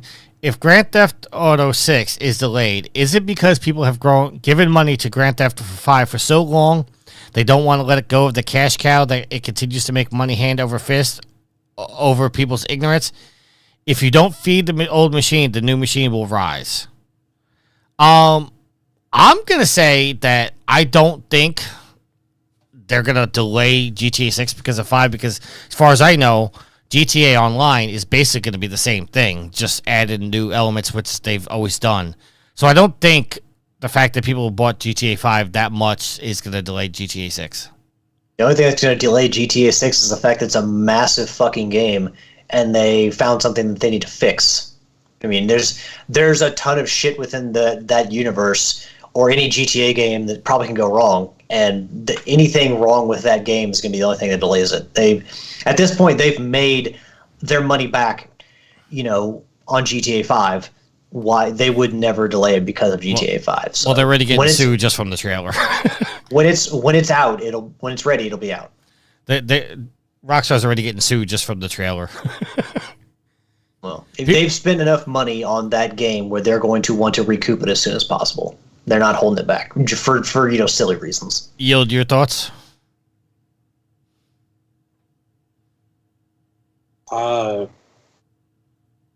If it gets delayed, it's probably because they need more time to work on it, would be my thing. All right. And Matt? No. They want the next game out to start getting all the money from that game. Then they can sell GTA 6 and GTA 5 at the same time, because I guarantee sales of GTA 5, there will still be some even after GTA 6 is out. Yeah. GTA 5 Pro version. There's going to be GTA 6 on the PlayStation 7, so... and GTA 5. Can you blame them? Can you blame them when GTA 5 is sold this well over so many life cycles that they would try to put it on, console after console? I don't blame them. I don't blame them at all. Saber says, so you say it's like Skyrim. Yes. It'll be on your toaster soon. It'll be on your toaster. Yeah, except somehow more successful than Skyrim. That's not me dogging on Skyrim, but you just look at GTA and it's got to be the most successful video game franchise of all time. Well, I don't know. Mario. It's Mario. Well, that or Pokemon, because Pokemon. Mario. I don't know what releases more often, Pokemon or Mario. They got a lot of Pokemon games out there. And Joe says they better not fuck up the single player campaign. Okay, next question. Tom says, hopefully you've spent some time with Rise of the Ronin. I don't think any of us have. It's deep and amazing despite the hate that it's last generation's graphics. It does everything correctly. I don't think graphics should ever play a part in a game being great. Now, he made a statement, but I'm going to phrase it as a question. Should graphics play a part in a game being great? And I'm going to start off by saying no, because some of the most successful games are made by independent developers that have 8-bit or 16-bit graphics. So, no. I mean, but that doesn't make the graphics bad. I mean, you know... I think what he means by bad is, like, it's not up to PlayStation 5 or Xbox Series quality. It depends. I always say it depends on what you're going for when you make a game. If you got a great story, then the graphics are just there to enhance or to play along with the story, is how I feel. So it's a part of it, but it's not necessarily the end-all, break-all if you're going heavy on story. That's just my opinion. All right. Joe says in the chat, Minecraft is the most successful video game franchise. I don't think that's true, Joe. I mean, it's probably in the conversation. Yeah, I'm sure. I mean, I know that Pokemon is the most successful IP in the world. Like it's Pokemon. But I don't know video game wise. What are we judging success? Are we judging by sales or by money made? Or all right, let me see if I can Google this. Matt, your thoughts on graphics? Art style matters much more than graphical fidelity. There you go. That's what I was trying to say. That right there. I mean, unless the graphics are really janked, I don't think graphics will, make a good game bad. I think that people, given what we've come to expect from games and how good some games look, I think that people will look at other games and kind of judge them on that. But they can still be really good games regardless. But one example I can give of a game that really benefited from amazing graphics was Ghost of Tsushima, because that game looked incredible, and that only feeds into how much of a masterpiece that game is. So, as Yield said, really good graphics can enhance the experience even more. So that's one example of a game that just had phenomenal graphics and looked really good, and it was a better experience because of it. All right, I just Googled it real quick. The most popular video game franchises, as per Game Rant, in an article posted a month ago on February 16th. Number 10 is Assassin's Creed with over 200 million in sales.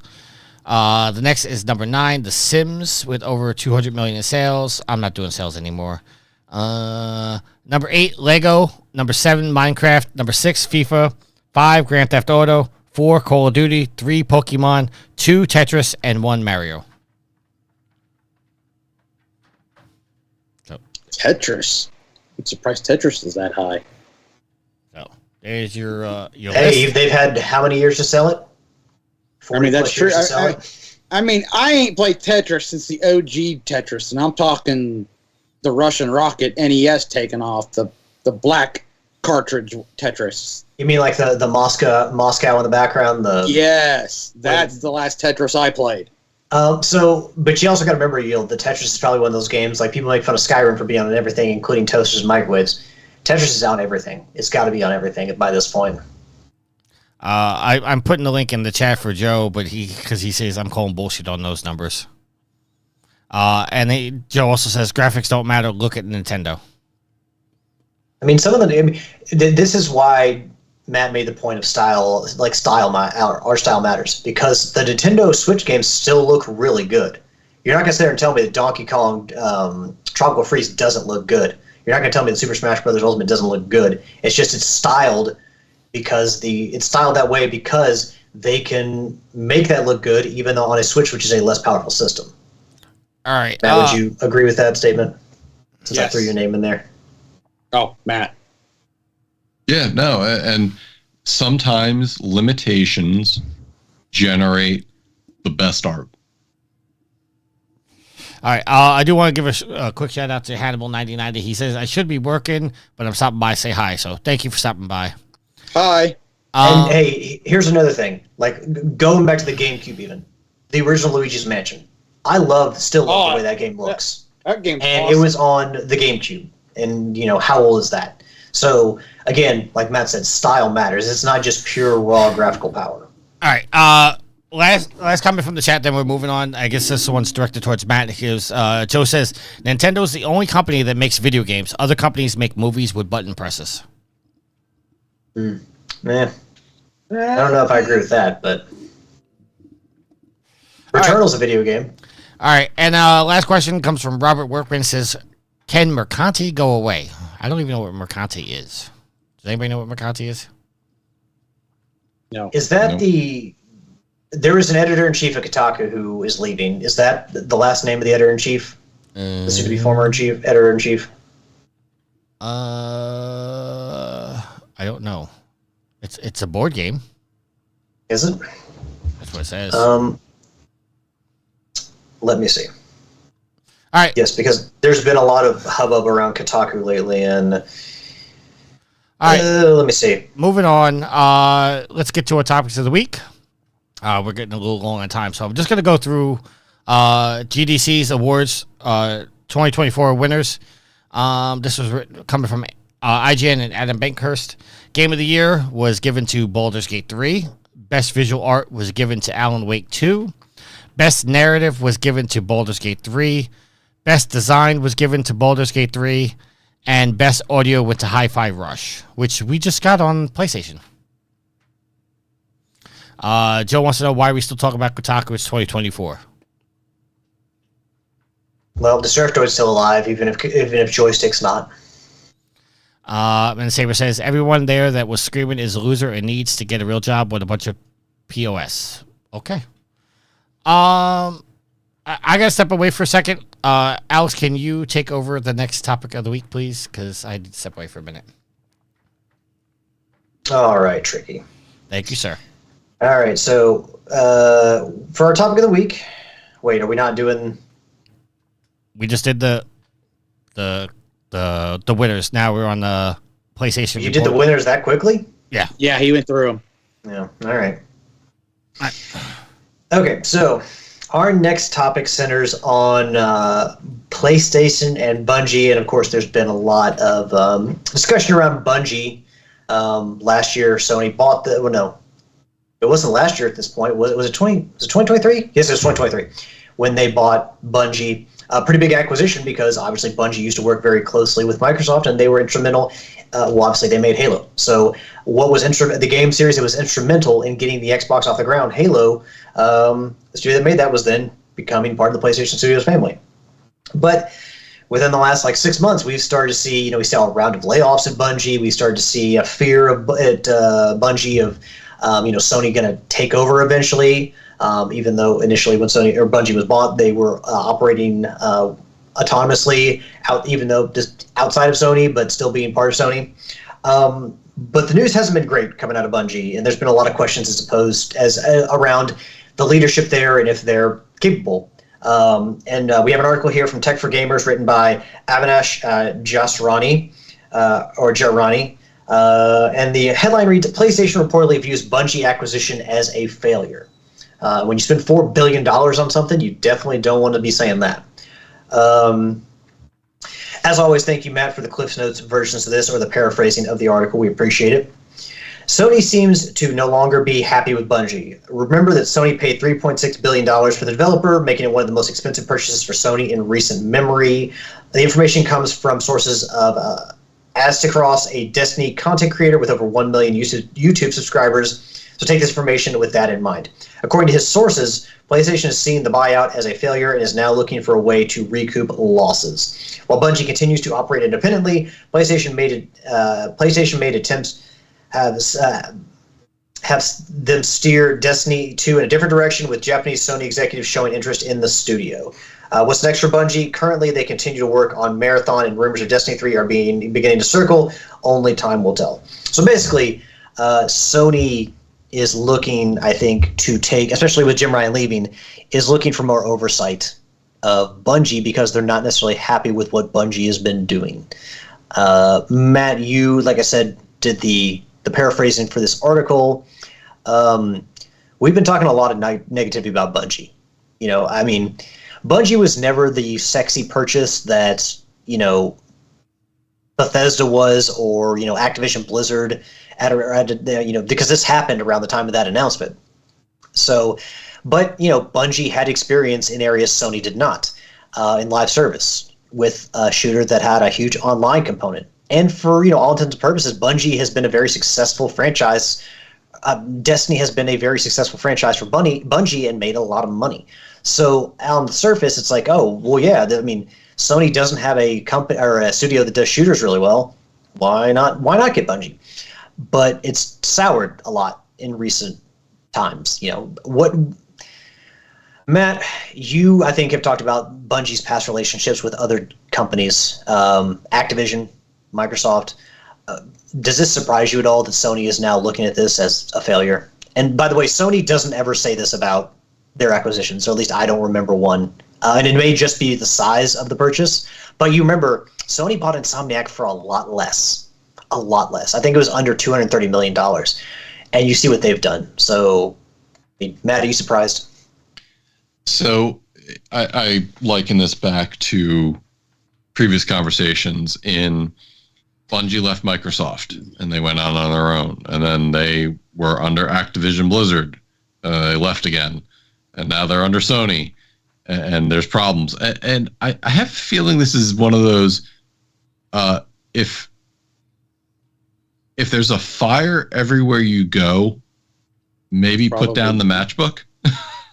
Like it just seems ever since Bungie left Microsoft, they can't find a good home that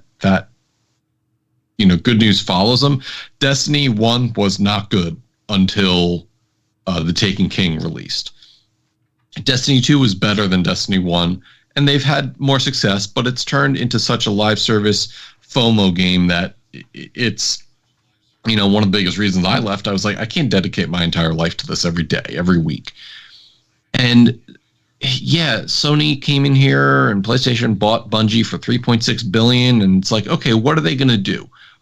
Maybe they can bring Resistance back. Maybe they could do more shooters. Maybe they do stuff that we really want. Hey, Bungie, work with Insomniac, make Resistance again. I don't know what benefits Sony has reaped from the Bungie purpose at this point. They don't talk about it financially. They don't talk about it technically. They don't talk about it socially. So I don't... Stand by 1 second.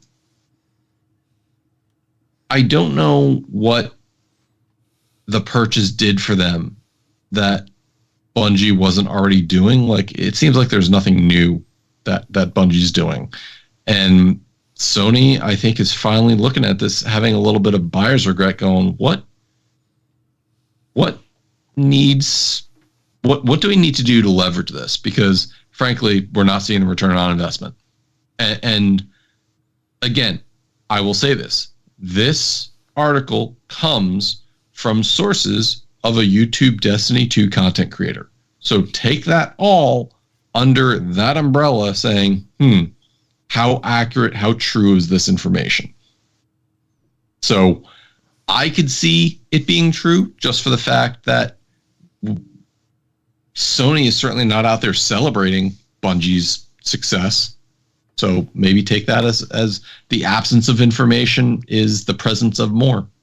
But didn't we have a report not too long ago that Sony was looking towards Bungie to get their live service games up and running because they were the benchmark of what should be?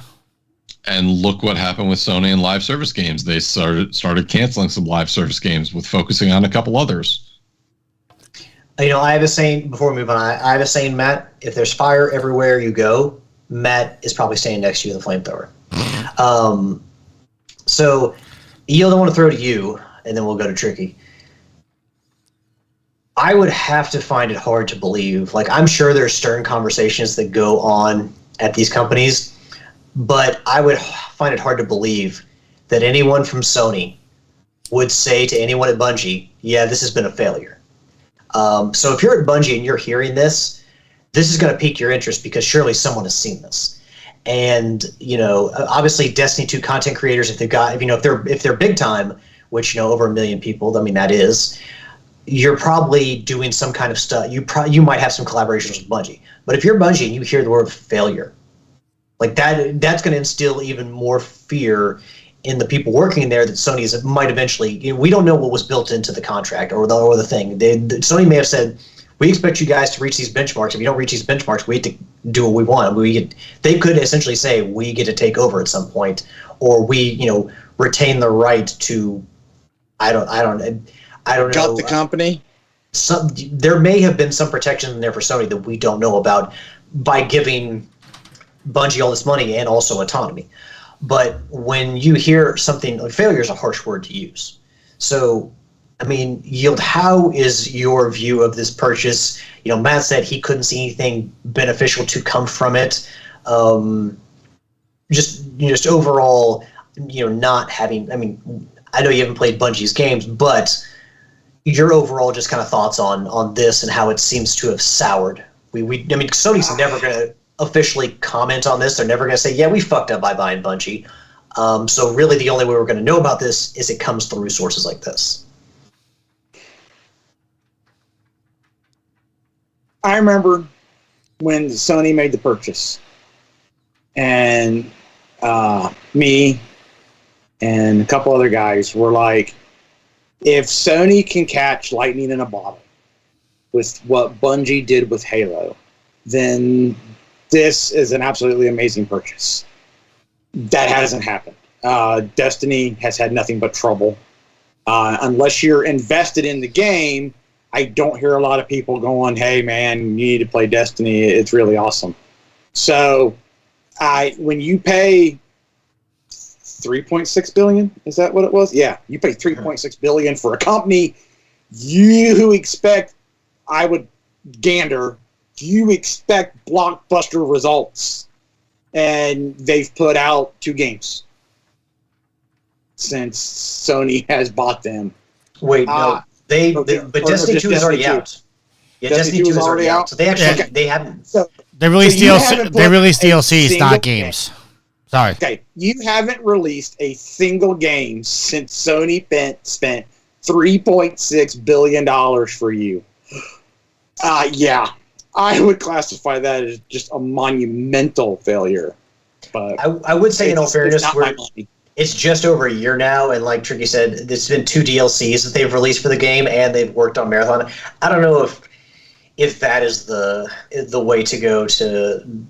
I don't know if we should have expected them to release a game in that time period, because we know, but I mean, Destiny 2 is a platform, so I mean, they have released content for that. I mean, clearly this is purely a monetary thing for Sony, because again, Hiroki Totoki has talked about getting more games on PC and leveraging that, and basically they're focusing on making more money at this point.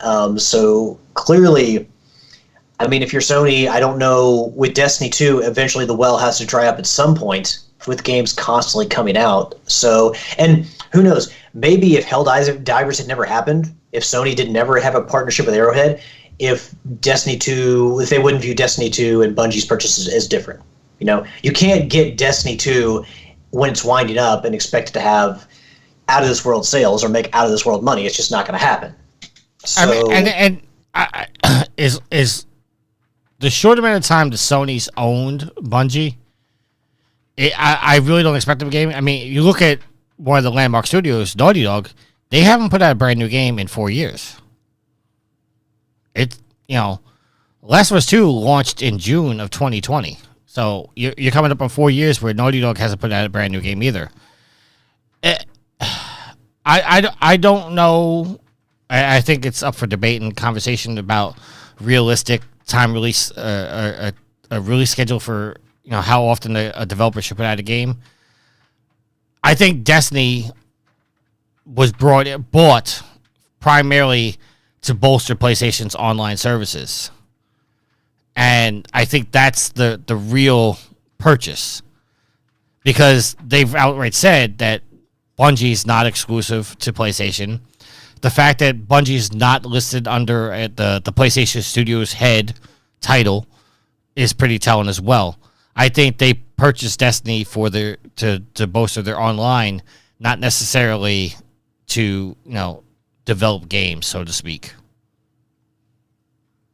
I think the issue is is money. I don't think it's how many games you guys have put out or how much content you guys have put out. I think it comes down to money, how much money you've made and how much money you've spent, and what we spent to get you. Now, to be fair, I don't think all the blame rests at Bungie. Yes, Bungie may need, to retool their leadership or the way everything operates there, but you also got to blame Sony too, because clearly, I mean, when you spend this much money, be smart about it. Sony, I would say, has made some smart purchases, some really smart purchases. But when you make a purchase this big, you have to be on point about it. And it seems like Sony maybe didn't have their expectations in line when it came to Bungie. I mean, I don't really know what Sony was expecting when they bought Bungie. If they thought that, if it comes down to how much money Destiny 2 is making, or if they were supposed to be the flag bearers for live service, and we've seen Sony's expectations for that is just completely dropped. I don't think that's all Bungie's fault. I don't even think that's Bungie's fault. I think that's Sony's fault. So, I mean, clearly what's going on at Bungie is Bungie's fault because they work autonomously. They operate autonomously.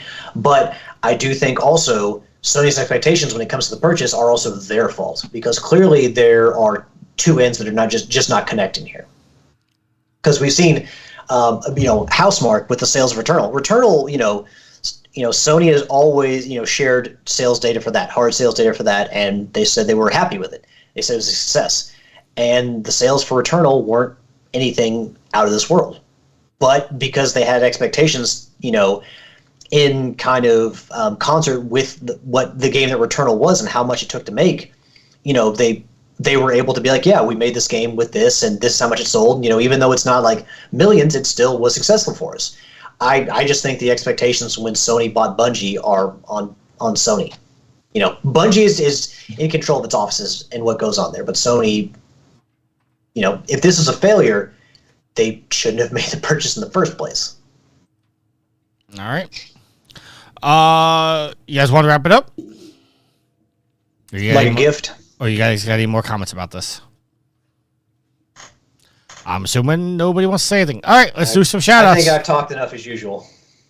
Let's do some shout-outs. Let's start with Yield. Your shout-out, sir. Shout out to Homer Get Stuffed and Prepared Dire Scum for their platinums in Helldivers 2. Shout out to Alex and Nitro for Rocket League on Thursday. Also a shout out to the randoms I played Rocket League with on Monday. We won 5 out of 6 competitive 3v3s, so that was really impressive. Shout out to Tricky, Alex, and Matt for recording tonight. Shout out to Alex and Prepared Dire Scum, Homer Gets Stuff, the Brain 76 for all the Helldiver, and Matt for all the Helldiver action that we have. Damn, man. We continue to get around. Well, Matt has jumped in a couple times, and I forgot about that at the end. I ain't counting yours because you're still a beginner.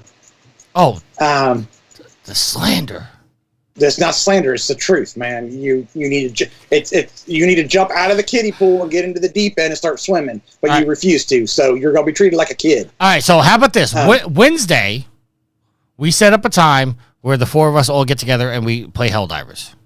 We'll make it a Trophy Horrors Helldiving experience. Does it have to be Wednesday because of your work schedule, or is there another day it works out too? I could do Wednesday or Thursday. Well, it would have to be Wednesday. Thursday, we're already booked. Oh, how about Tuesday? We'll do Tuesday. You're editing this week, so you got to check with Matt too. I'm asking all 3 of you at the same time. All 3 is. I'm looking okay Tuesday night. Tuesday. Alex, Tuesday? I don't know. Tuesday? 6, 7 o'clock?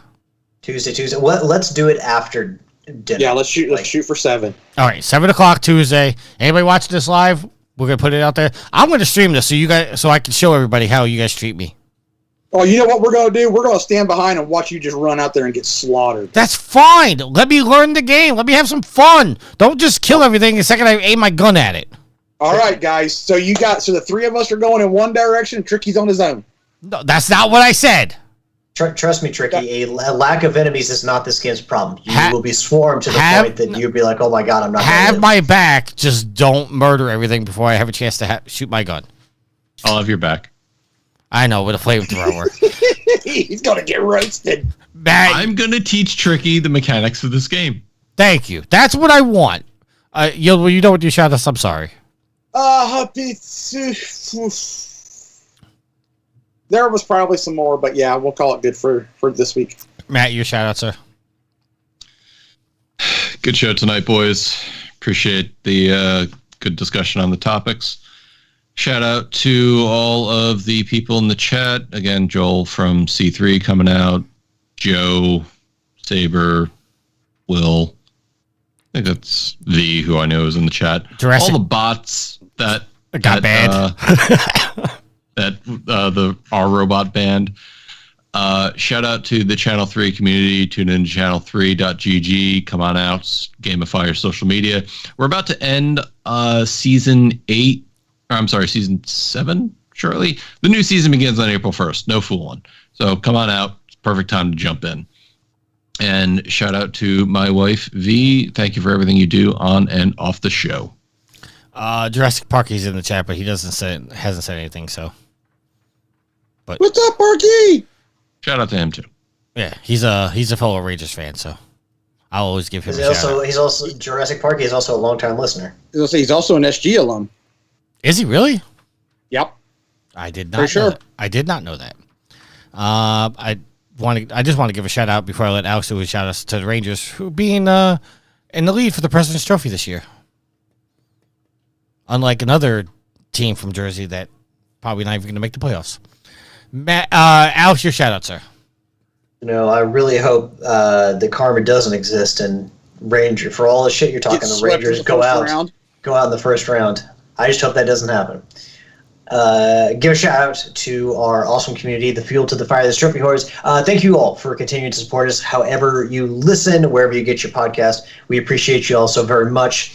Shout out to the crew here, to Matt, Yield, and the trader over there. The trader. Tricky. I'm the trader all of a sudden. Okay. No, shout out to all of a sudden. Yield's been calling you a traitor since like 2 days ago. But no, shout out Tricky. Yes, let's get together and give it an honest go on Tuesday and let Tricky kill some bugs, kill some automatons, whichever. We'll let Tricky pick. Last but not least, give a shout out to my awesome and lovely girlfriend Ashley. I love you, hon.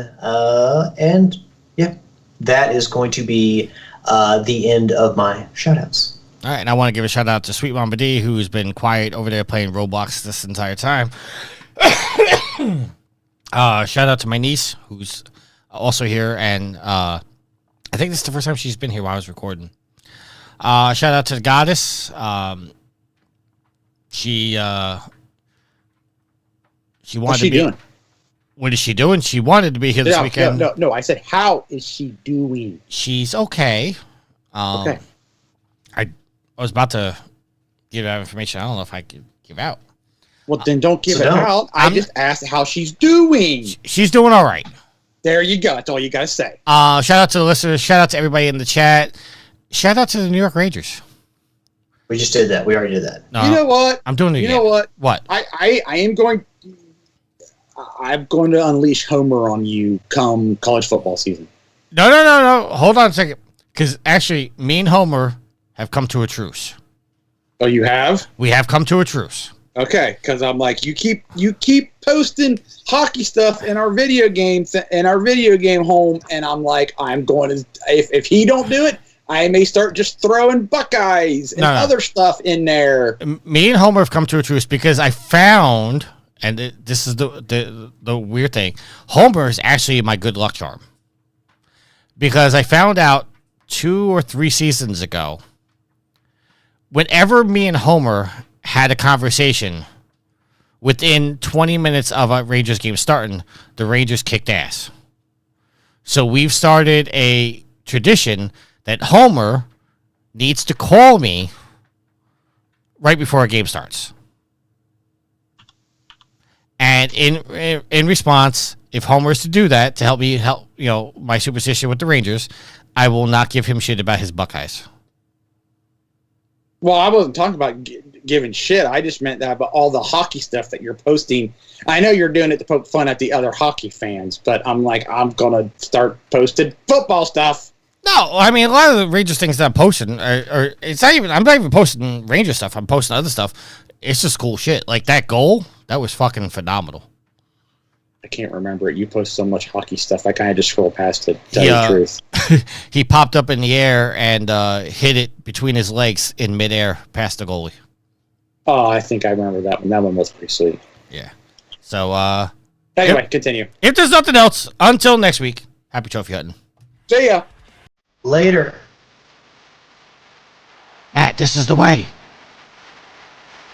He does that for Patreon episode. Yeah, he does that for the Star Wars stuff. Mandalorian.